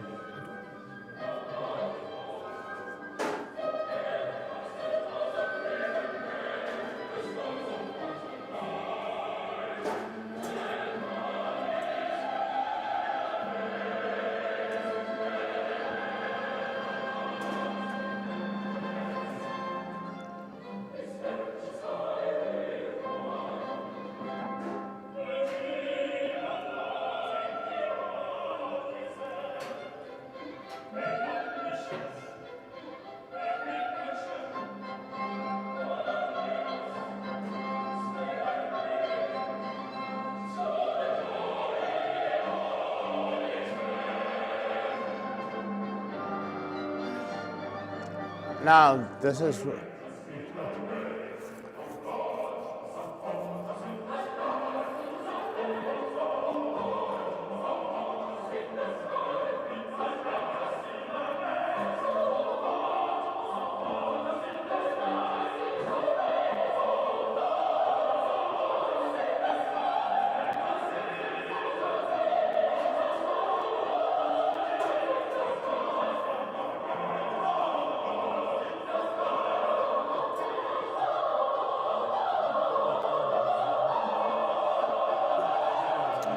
Yeah, what I'm learning now, this is where you need to pay attention.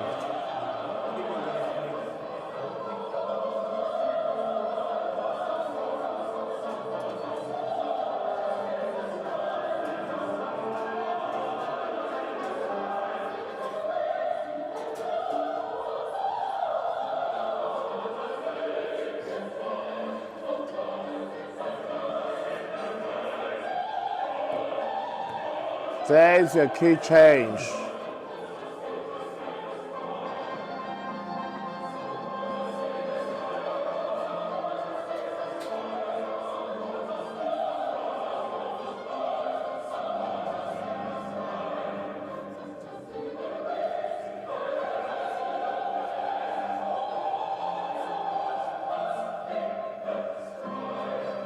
The return.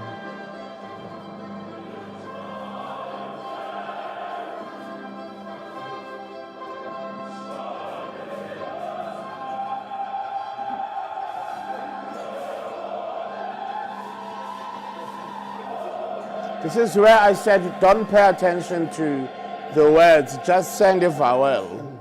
And also, we also speak of vowel modification. The sopranos are singing the holy heel.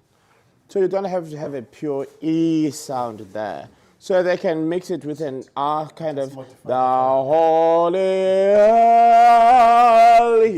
mount. Yeah, because if you want to, the holy he at that high note, it's going to sound squeaky. But if you go the holy, the rest of the choir is singing the words. You know, so with that level of intensity, that if sopranos are just going to send a vowel up to that high note, it's not going to blur the diction. So this is one section that you need to practice over and over. That note called until it sits. But also the whole fugue section here is something that you need to do. You start it very slowly. You don't get this music right if you start it fast. You start it slowly. You make sure everything is on pitch. And making sure where they're going to have their breath marks and all that so that they know where to take breath. And then gradually you increase the tempo until uzoyicula galanglela. It's a lot of work. And it demands a lot of attention. Right. Ikhona into Mhlekazi?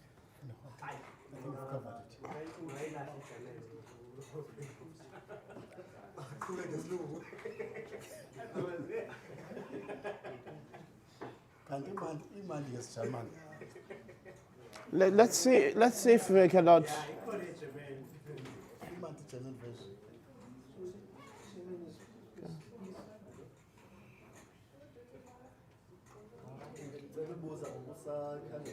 Yes, sir.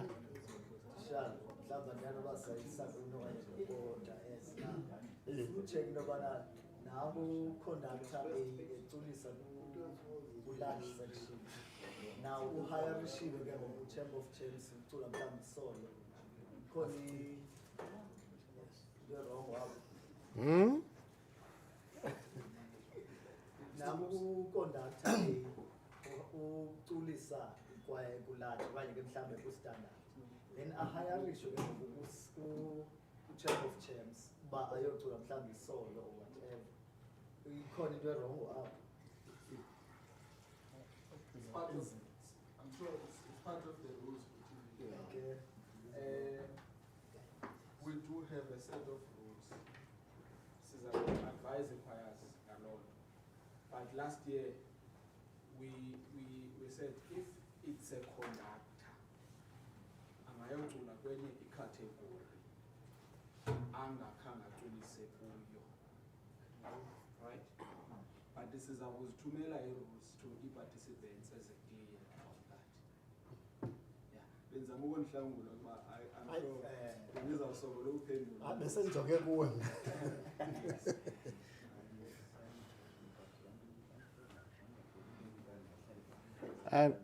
It's in the title, I think it's German.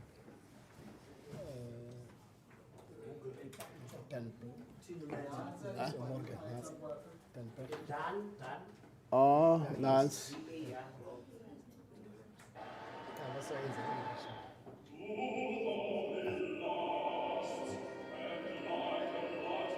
Elena, ne?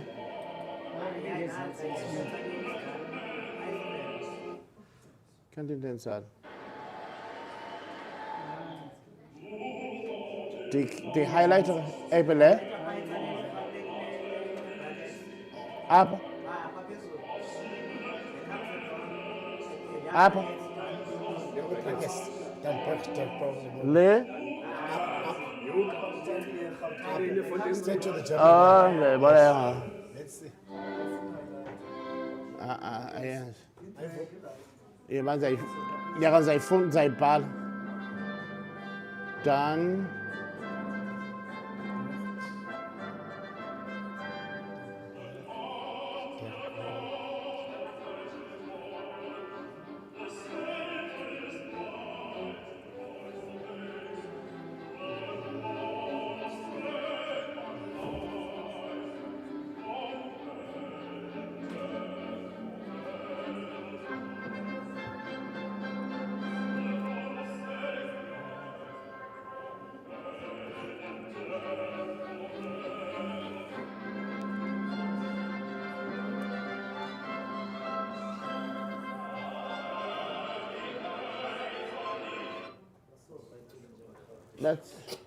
Let's hear.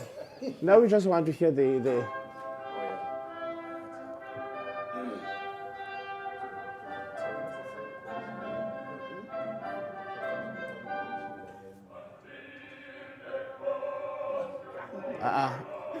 Not this one.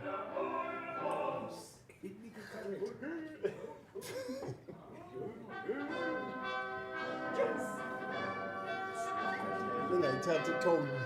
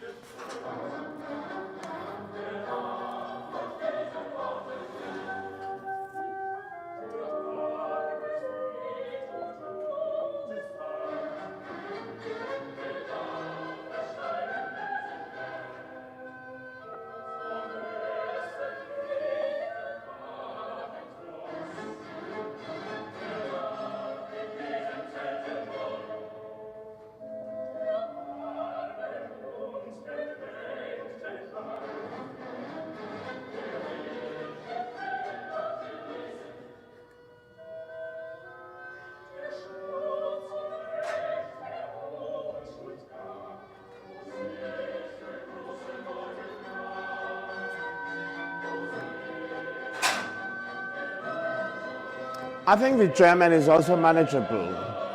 I'm not getting a sense that he wouldn't be able to manage.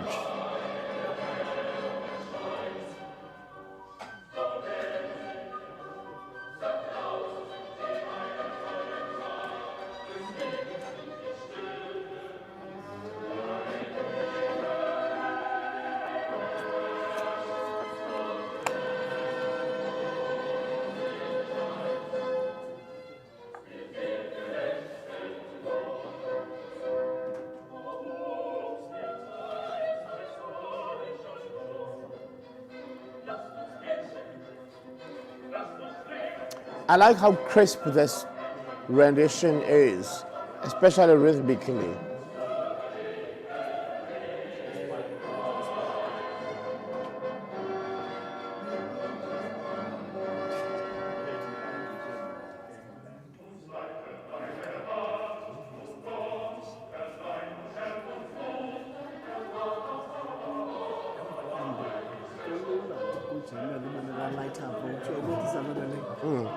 Easier. Yeah.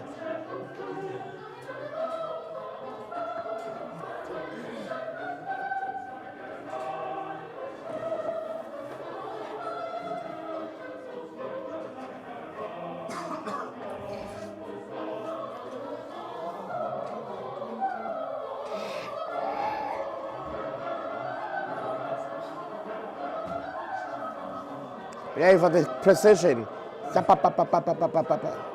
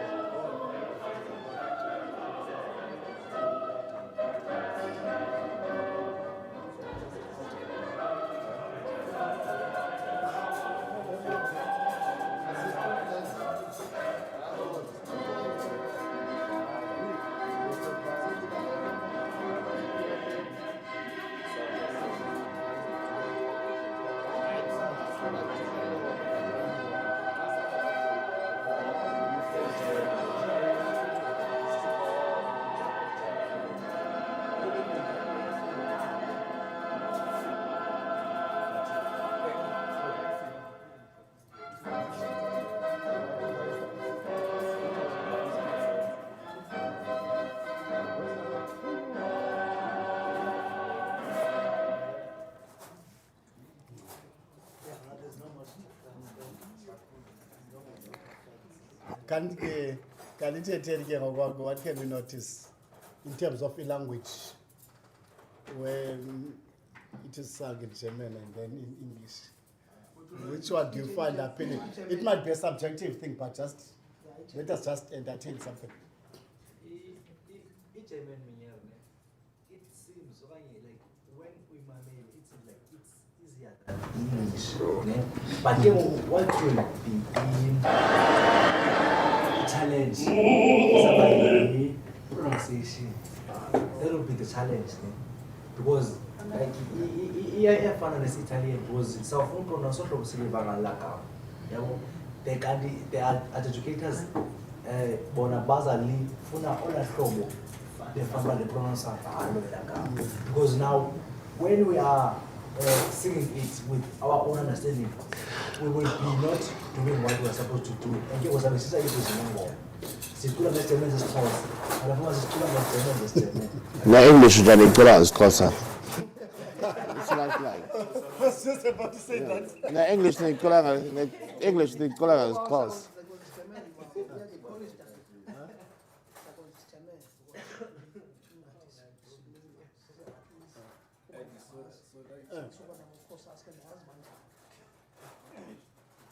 But also it is support as in Nagus German it almost sounds like English, because I think for me that's the most difficult part of the song. So if you can manage the words there, if you're listening to both, phonetically it's almost like the same words that support. So I just want to cool. But that sound similar to German land after supporters, because if our email is my corner, we pull out than other which actually makes it lighter. Yeah. Because with the O, you're likely to come down to the chest. Yes. That is why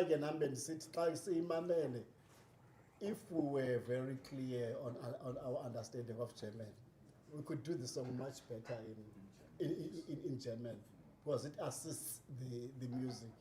But because we know English, we always feel that.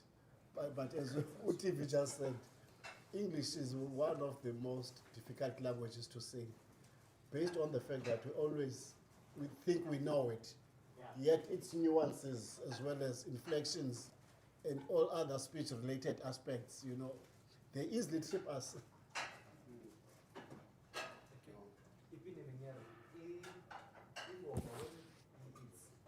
In its original form, when you are changing it, like I original, because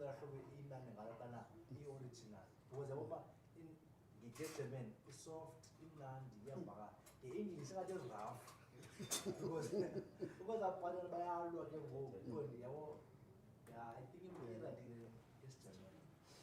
Yeah, but it's our choice, ne?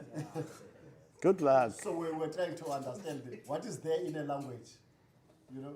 So it means each language has got its own nuances, and that can actually affect how you perform. So it's up to you, conductors.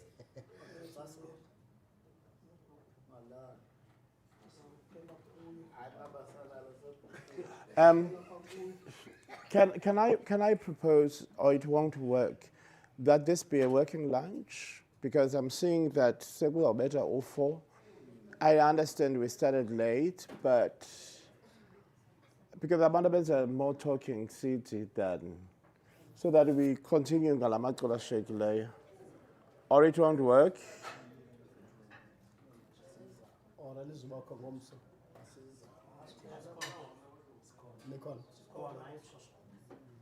Or it's still. No, it's up to us. I was just giving them a chance of.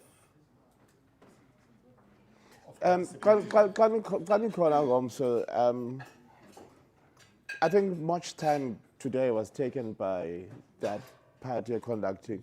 So obviously, we're not going to do it again. So we can just get into the music. So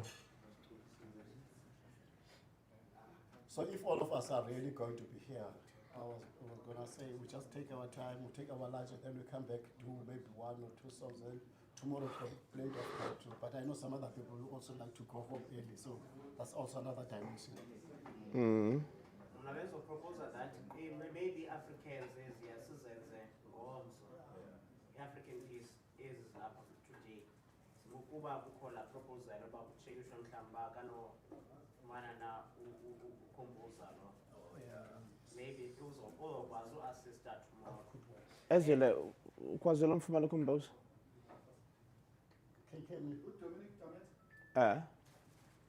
That maybe tomorrow they can. Yes, asixelele ke ngoba le yakhe. So tomorrow what time? At 10? So we'll push it just tomorrow to allow me a chance to link up with him. Okay. I will talk to him. Yeah. You mean now? No, Ben City, Ben suggests that we do the African pieces tomorrow. What song are they? Only the song if Western. What songs are here? Which one? Which one is there? As a Western, as a Gomso. Yeah. One of these if possible. Who's the stuff?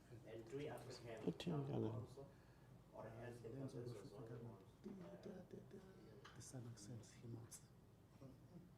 You saw that side, about. It's not going to require.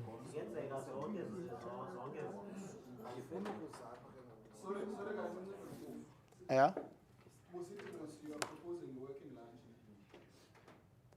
Naleyo bendithethile. Yes.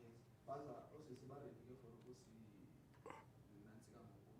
I mean they will dish up for us. Yes. No. Or you will go fetch your food and come back. They are Okay. ready. Okay.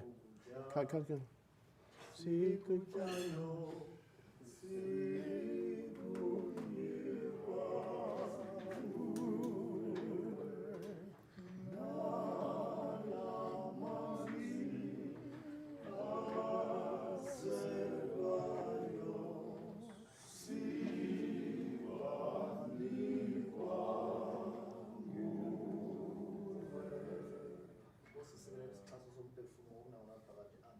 Amen.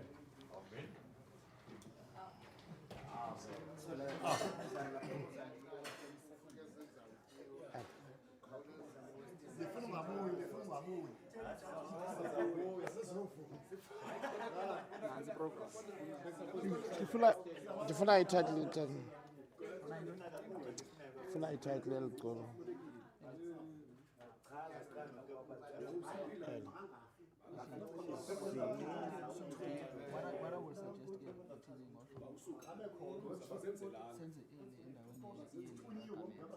Okay.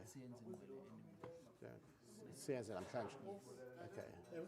Oh, okay. Because Ubani? Okay. All right.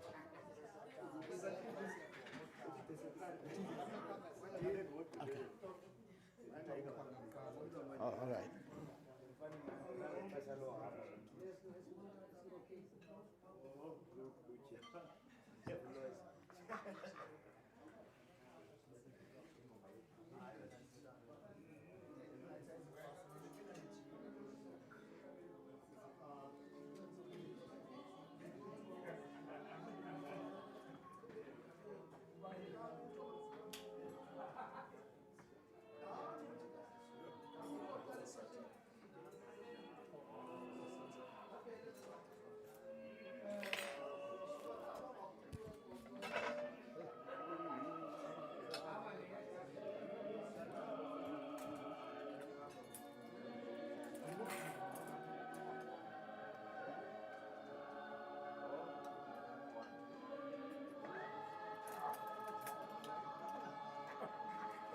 Hi, I'm sorry.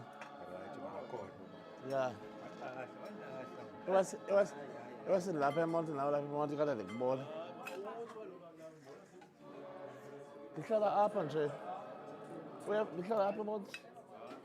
Ah. Laban. Oh, yes. Ah, it's just boy, it's a bit like that.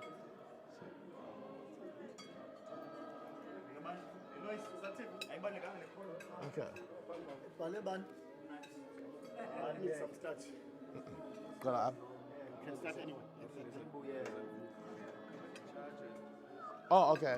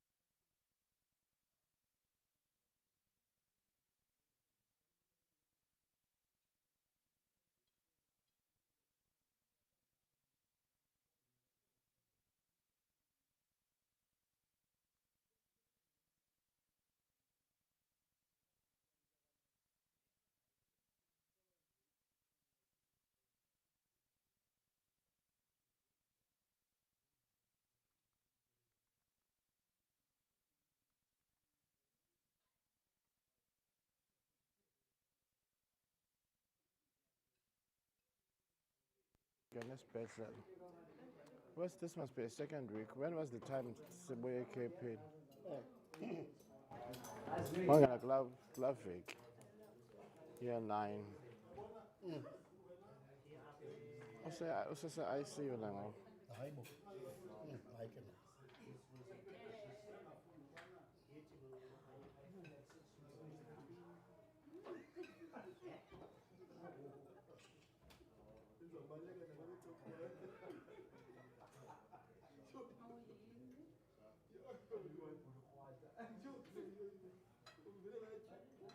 Ucinezele kanjani? Yo, ezohlala ngapha ya.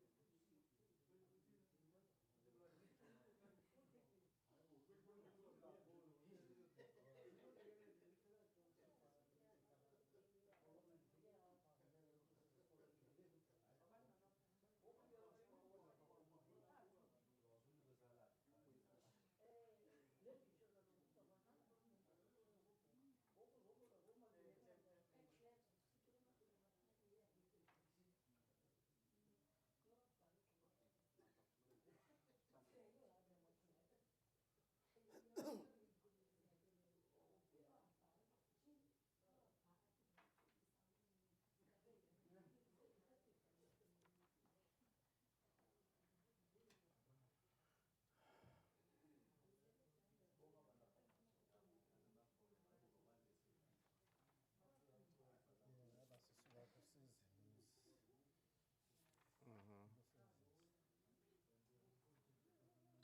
So siku-spring ke ngoku. The other one is from the winter, right? Yeah, winter. So siku-spring. So it's easy to draw some parallels. Oh, so ungalilisa.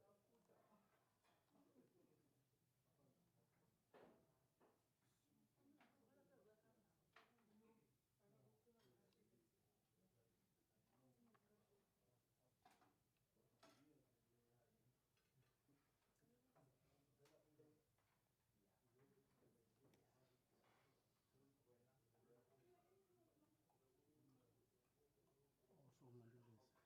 Siyaqala sizabona. Ipion. And if I get it, I think you know.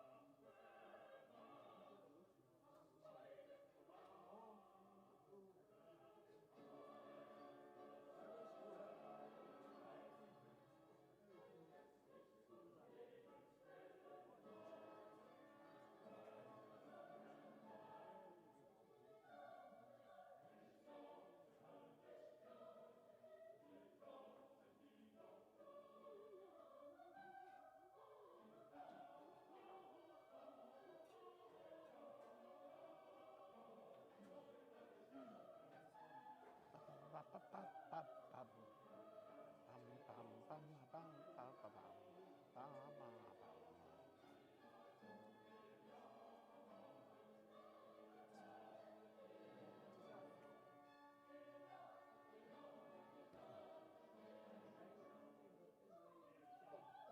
colleagues.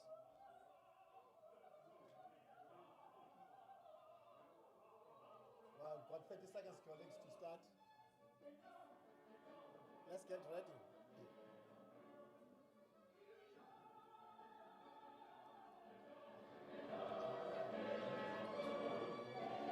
Now today I do.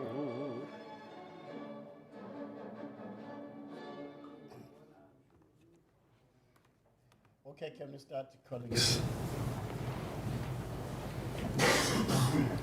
Now, we're going straight to Haydn again, classical period, and we're gonna be tackling the song "The Start of the Sonne." It can be loosely translated to say the sun ascends, he mounts. But there are lots of different translations, on that. Some are doing the literal translation, some are doing maybe the figurative one, but it revolves around that. This work is from an oratorio by Haydn, which, according to the history of music, with the seasons was was Haydn's last oratorio. So the song we tackled before was in winter. The song we tackled before was in winter. Now we're moving on to spring.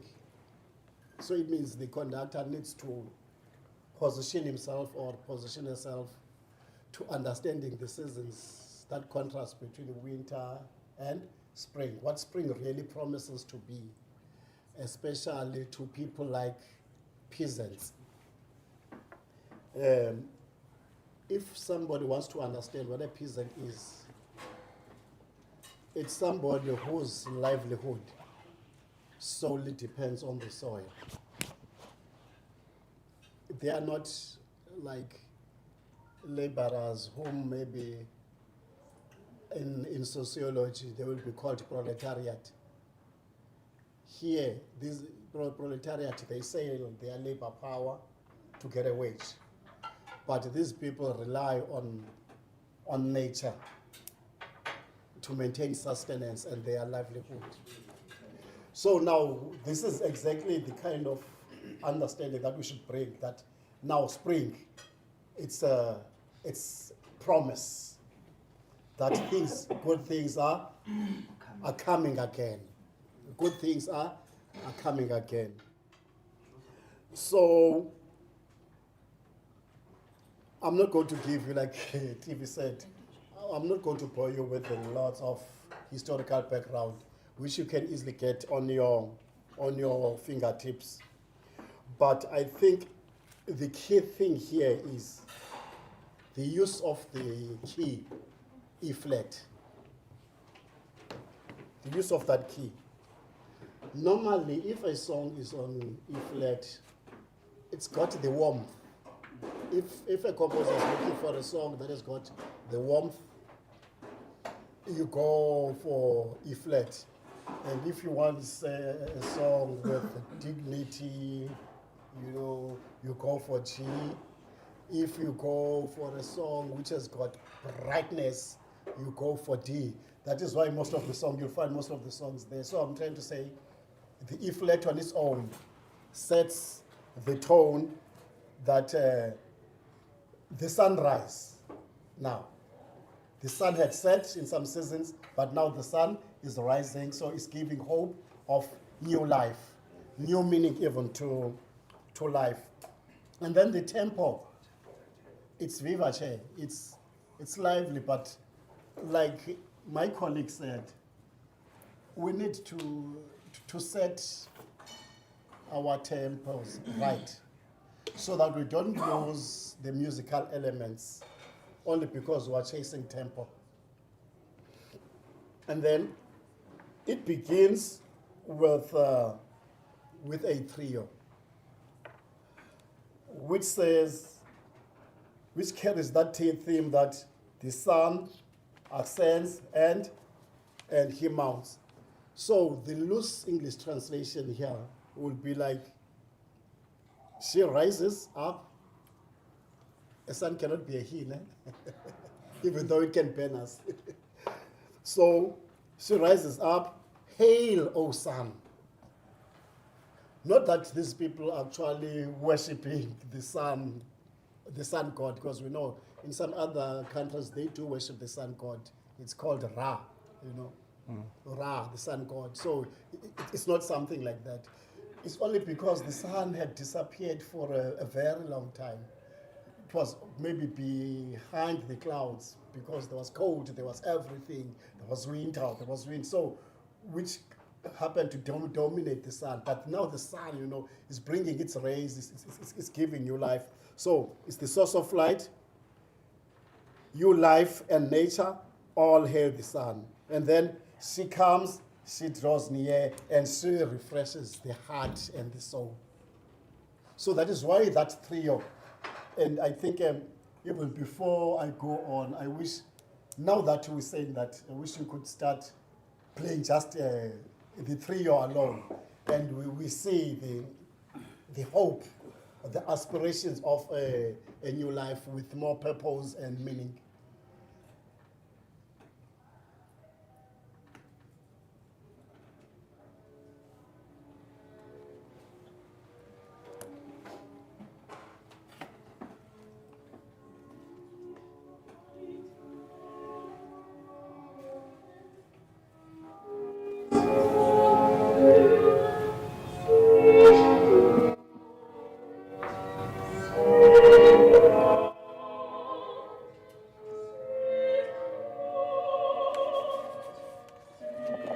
Can you see that stepwise motion with chromatic scale?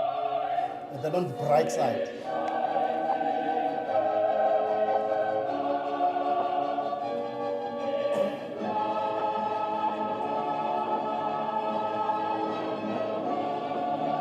Okay, you can hold it here.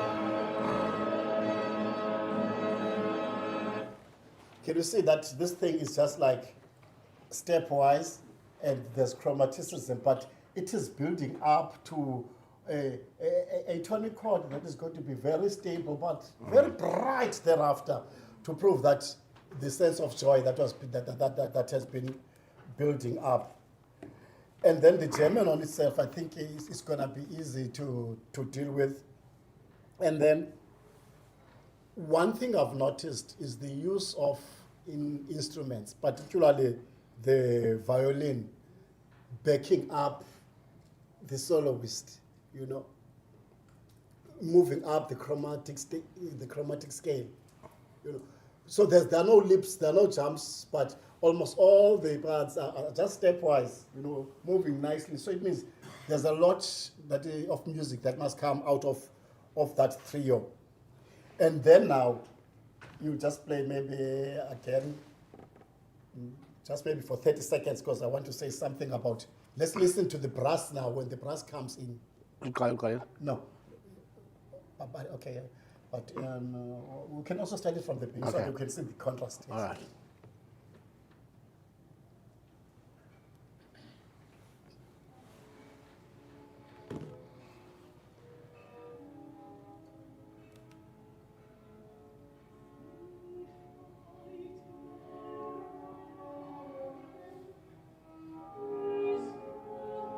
Semitone, another semitone, semitone, you see it's going up and up.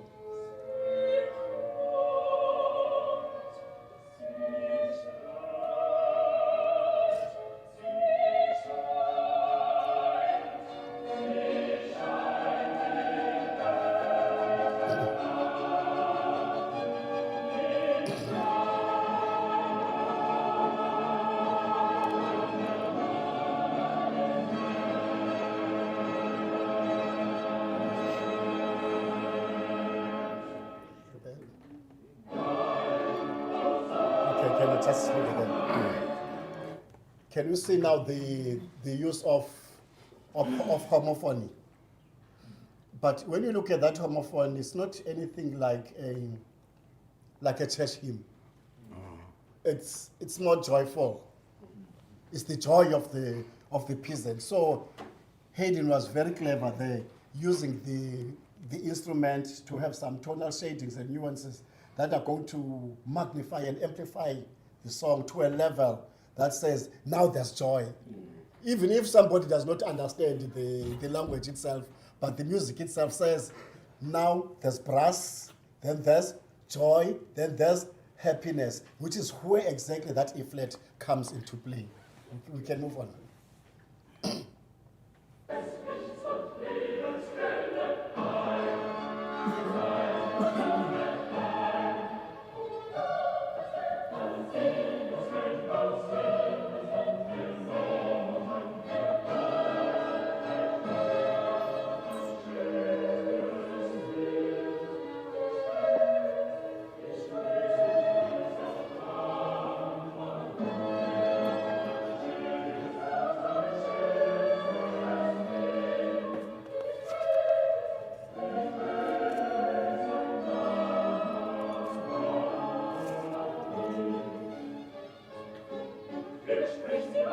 Contrast now the trionet vis-a-vis the one in the beginning. It's much more faster now because the spring is here.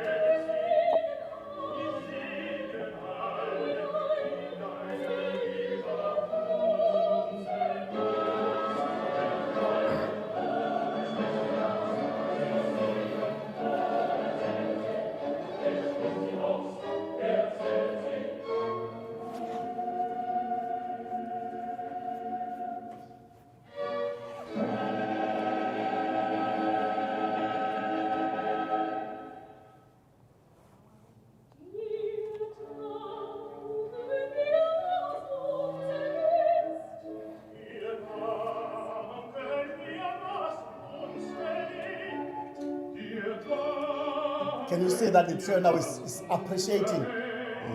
You can feel the appreciation.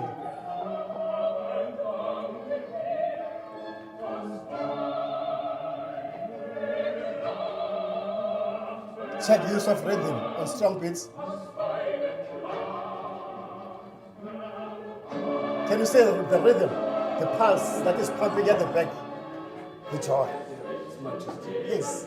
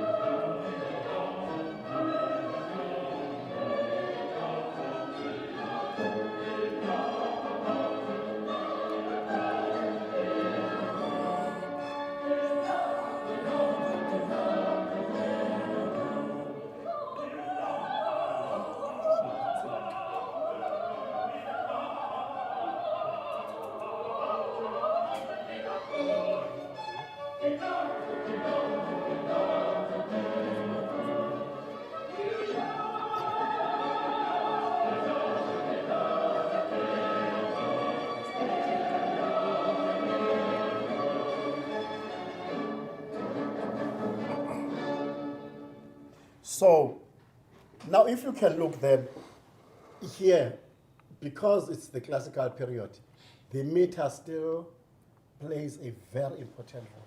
It's very significant. You can see how the orchestra exploits the strong beat, not in an exaggerated fashion, but the strong beat is exploited to enhance the beauty of the music. And there's also the element of the fugato, you know. And on top of that, the trio needs to have some agile voices to be able to handle the melismatic passages, you know. So if you can look at that now, you could even forget that you are in classical period, For example, if you know the next period that is going to follow, you might think, you know, we've already gone to Floratura, you know, and all that, but we're still here. So that is the genius in Haydn in terms of using melody to express that feeling, you know. So you cannot have a trio who are not sensitive to the music emotionally, and also who don't have musical intelligence. So the vocal gymnastics are there, the agility is there, the vocal freedom is there, the vocal expression is there. And then at the end now, this song is about a celebration of democratized people. What I mean by democratized people, I mean, you know, these people were in bondage in other seasons. But now they can feel the sense of liberation. If you can, for example, us as South Africans, if you can rewind to 1994, you could see that we were now being democratized. So the joy was there. That is why, so this song must remain jovial throughout, but sensitive to the music and the detail itself. And then in the end, it's talking about the wonders of nature, the beauty of nature, which is epitomized by the re-emergence of spring. I think, TV, you might just want to add a little bit, but this is a beautiful song which just needs people who are emotionally intelligent, who are going to easily manage their style. If you can look at the stylistic features of classical music, they can all be found in this music. Over to you. Right. Thank you. That was wonderful. I think there are a couple of things here that conductors need to pay attention to. These passages that is talking about the fioritura, or, you know, you have to have a soprano and a tenor that are really able to, without dropping time. Especially when you go dum dum dum dum dum dum dum. That section you just have to get them out of the choir in your rehearsal, and you make them manage it slowly. I mean, now I believe in slow starts. Start slowly and then increase the tempo. As they know it, as they know the music, then you increase the tempo. Start slowly, get it accurately. But it's not only just the soloist, because the choir also gets to do that. So that is your most difficult part, you know. And as the solo, even I think the Heavenly Voices did it in 2002, and it did it very well. But in that section, if you go back and listen to that recording, the soloist and the choir and the orchestra. So it's not glaring, but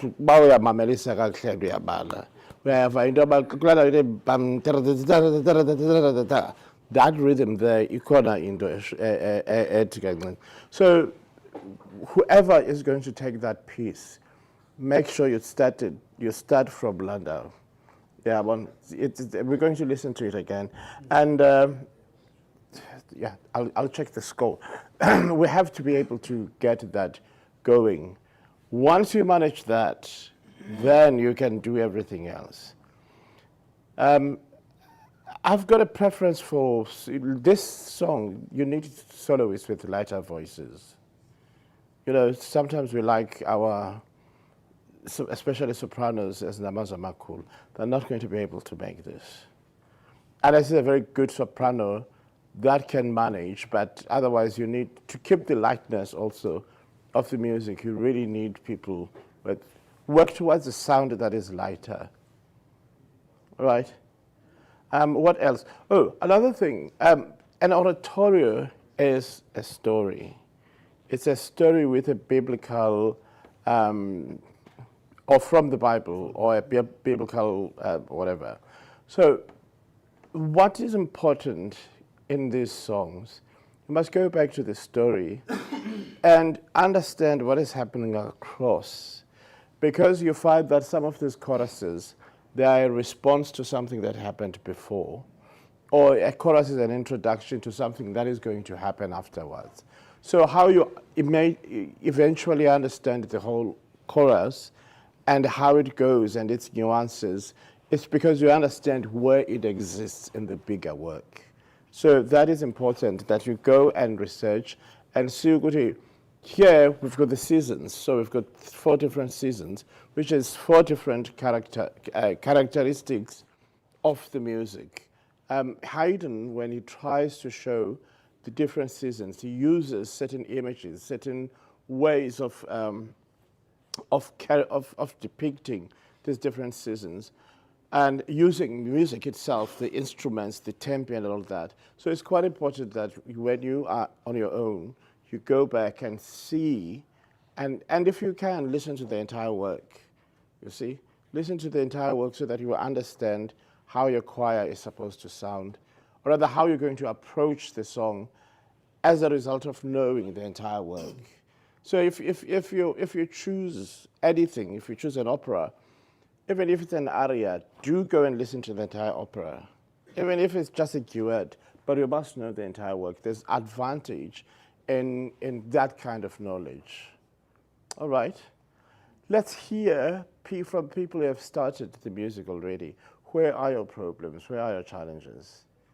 Who is doing this song? In fact, I just wanted to add on what you say. I want to check, I'm interested in how they're going to be conducting Yes. the opening section. The how part, noting that you will be singing with the orchestra. How would you conduct that opening section?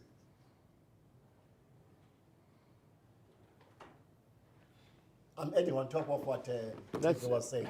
Maybe let's imitate. For let's example, let's hear the opening section.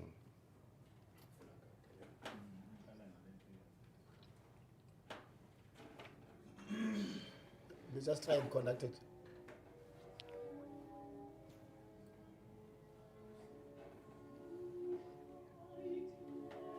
How would you conduct it?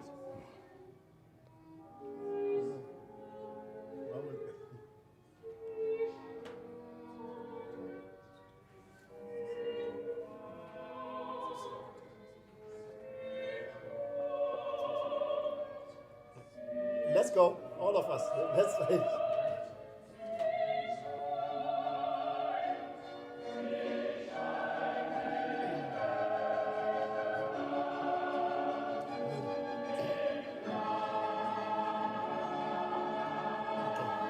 Just hold it there. You see, the problem is that you see when you do that thing of you're missing some of the instruments here. That's why you might consider splitting your beats, even though it is 4. It's so that you don't. You're assisting the orchestra to keep your tempo, rather than so that those guys can think independently. Maybe some of them are just sight reading the music, you know. But at least if you assist it, so you might find it useful to split it nicely, because you're conducting the music but assisting the orchestra at the same time. Because once you do it, they want to know maybe where your strong beat is, where some of the orchestral instruments are getting maybe on the third beat. By then, when they are conducting, they won't even see you. Maybe your conducting pattern is also not clear, so that can easily pose a danger in terms of tempo and can create some unnecessary inconsistencies.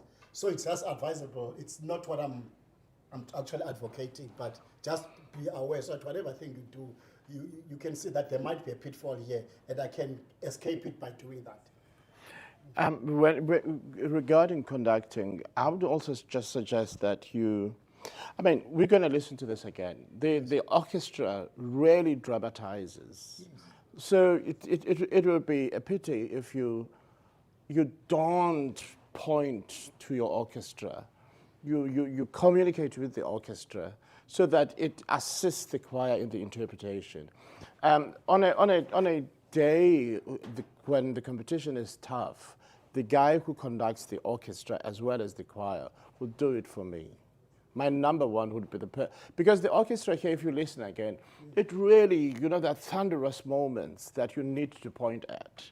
You point at your timpani, the amagubu, and you point at the brass, because there are moments when Haydn uses instruments to really mark a particular space or a particular feeling in the music, So it's quite important. How a person is going to say, "Ndiyazi kanjani ngihlala Eastern Cape ungekho orchestra." Google is there. No, YouTube is there. There's a particular work. I can't remember. I'll remember before the workshop is over. But I think it's a young person's guide to the orchestra. I forgot who. And also the Carnival of Animals. I forgot. But those works, they play such that the violins plays game and so on and so on. You must go and listen to these things. I'm not saying people don't know. Some do, probably others don't. So that you also understand the geography of the classical orchestra, because it's not always the same. Sometimes when it comes to Baroque or when it comes to romantic music, sometimes things are put differently. So understand, go out there and maybe just Google the setting or the sitting plan of the orchestra in the classical period, or specifically the sitting plan in Haydn's The Seasons. I'm sure there will be a diagram there, so that when you conduct, you don't miss the parts that you want to. So you write your notes. What shall conduct? You write notes. You know that there is the brass coming, and I know that I'm going to be pointing at them. Here is the violins. Like if you listen to the start. It's the first violins that are playing, I think. So rather than your first violins are right here. So when you start dum bam bam da ba da ba, they are just here. Let's listen again, so that we. Yeah. So it's still strings.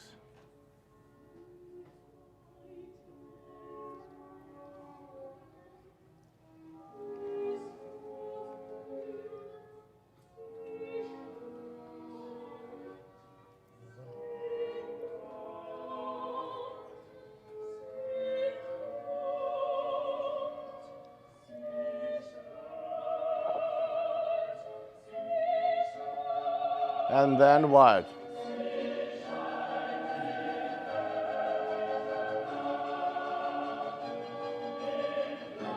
Now you have your drums coming, your timpani there.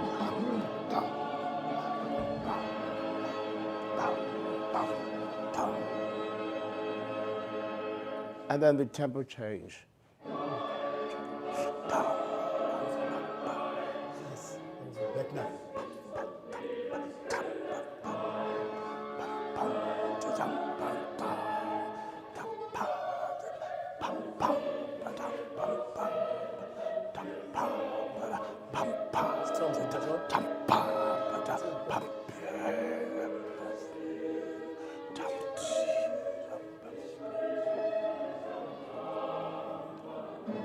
Notice the feel of the upbeat landing on the downbeat.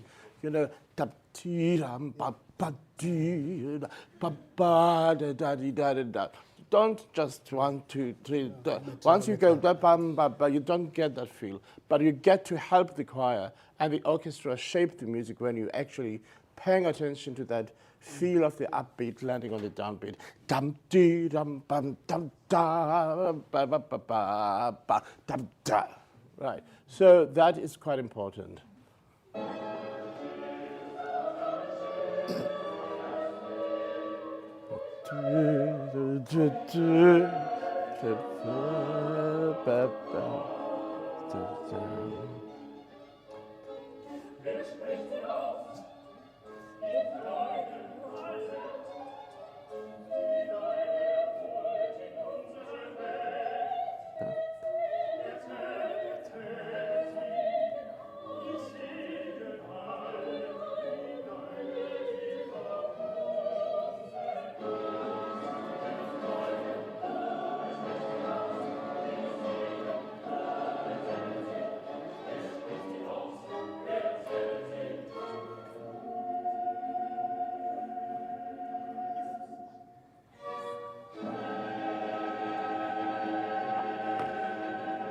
This is a section that if you don't pay attention, you're going to miss the orchestra.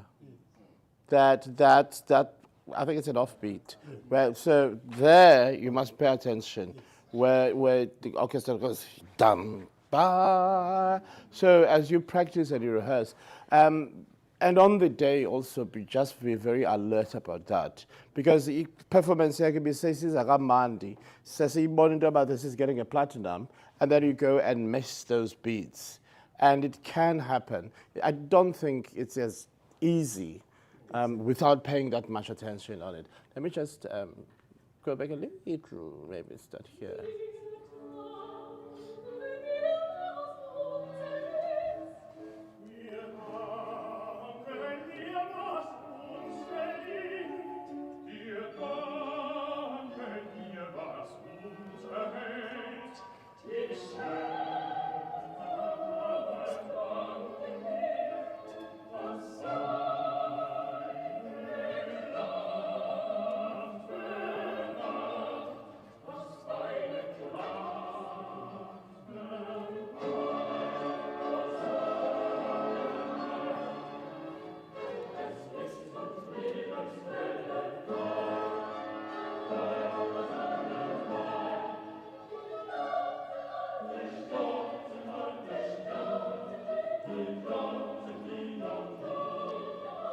This is the part I was talking about.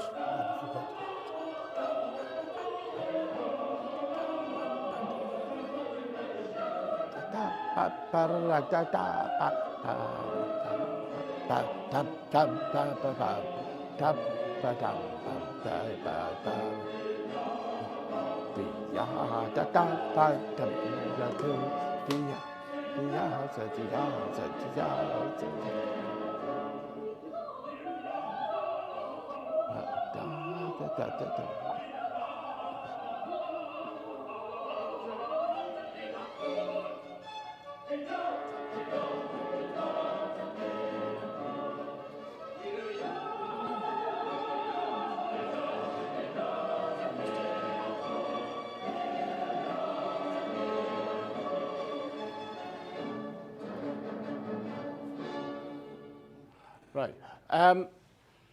Just for caution, this is a little bit fast. So you may not necessarily have to train your choir using this tempo. You can find a slightly, just a tad slower tempo, because also it really requires a certain level of maybe professional training to be able, at this tempo, to manage that. Your soloist might trip over those notes if I go up to that level. So if you want to take this tempo, just make sure that your singers are fit, not really fit, they could be fit, but still incapable of, they must be able to really articulate very well within these, right. I think that's pretty much it. Yeah, unless you can entertain maybe some questions of clarity now. Oh, and another thing that I got through this, my peripheral view, you don't have to be conducting in 4 all the time. This song is fast. You gotta sweat. You can actually just dum da da dum bum bum da da dum, because that allows you to do other things. If you're going 1 2 3 4 1 2, that's too much motion. It can also be just a little distracting. So you can actually just be dum ba da da dum dum da da dum ba da. Then if you're beating once per, what is it, once per bar or something like that, yeah. then you're able to handle other things, and you've got a steady tempo as well. Because tempo in classical music doesn't change. And it's very rare that a classical piece, it will start and end on the same tempo. Or you have a section in a different tempo, but then, but like this one, it starts slow, but when all the parts come in, it then becomes fast. And it keeps the same tempo throughout. So you must be careful to not drag tempo. Because Peter saying, be careful about that. All right, any more questions, comments?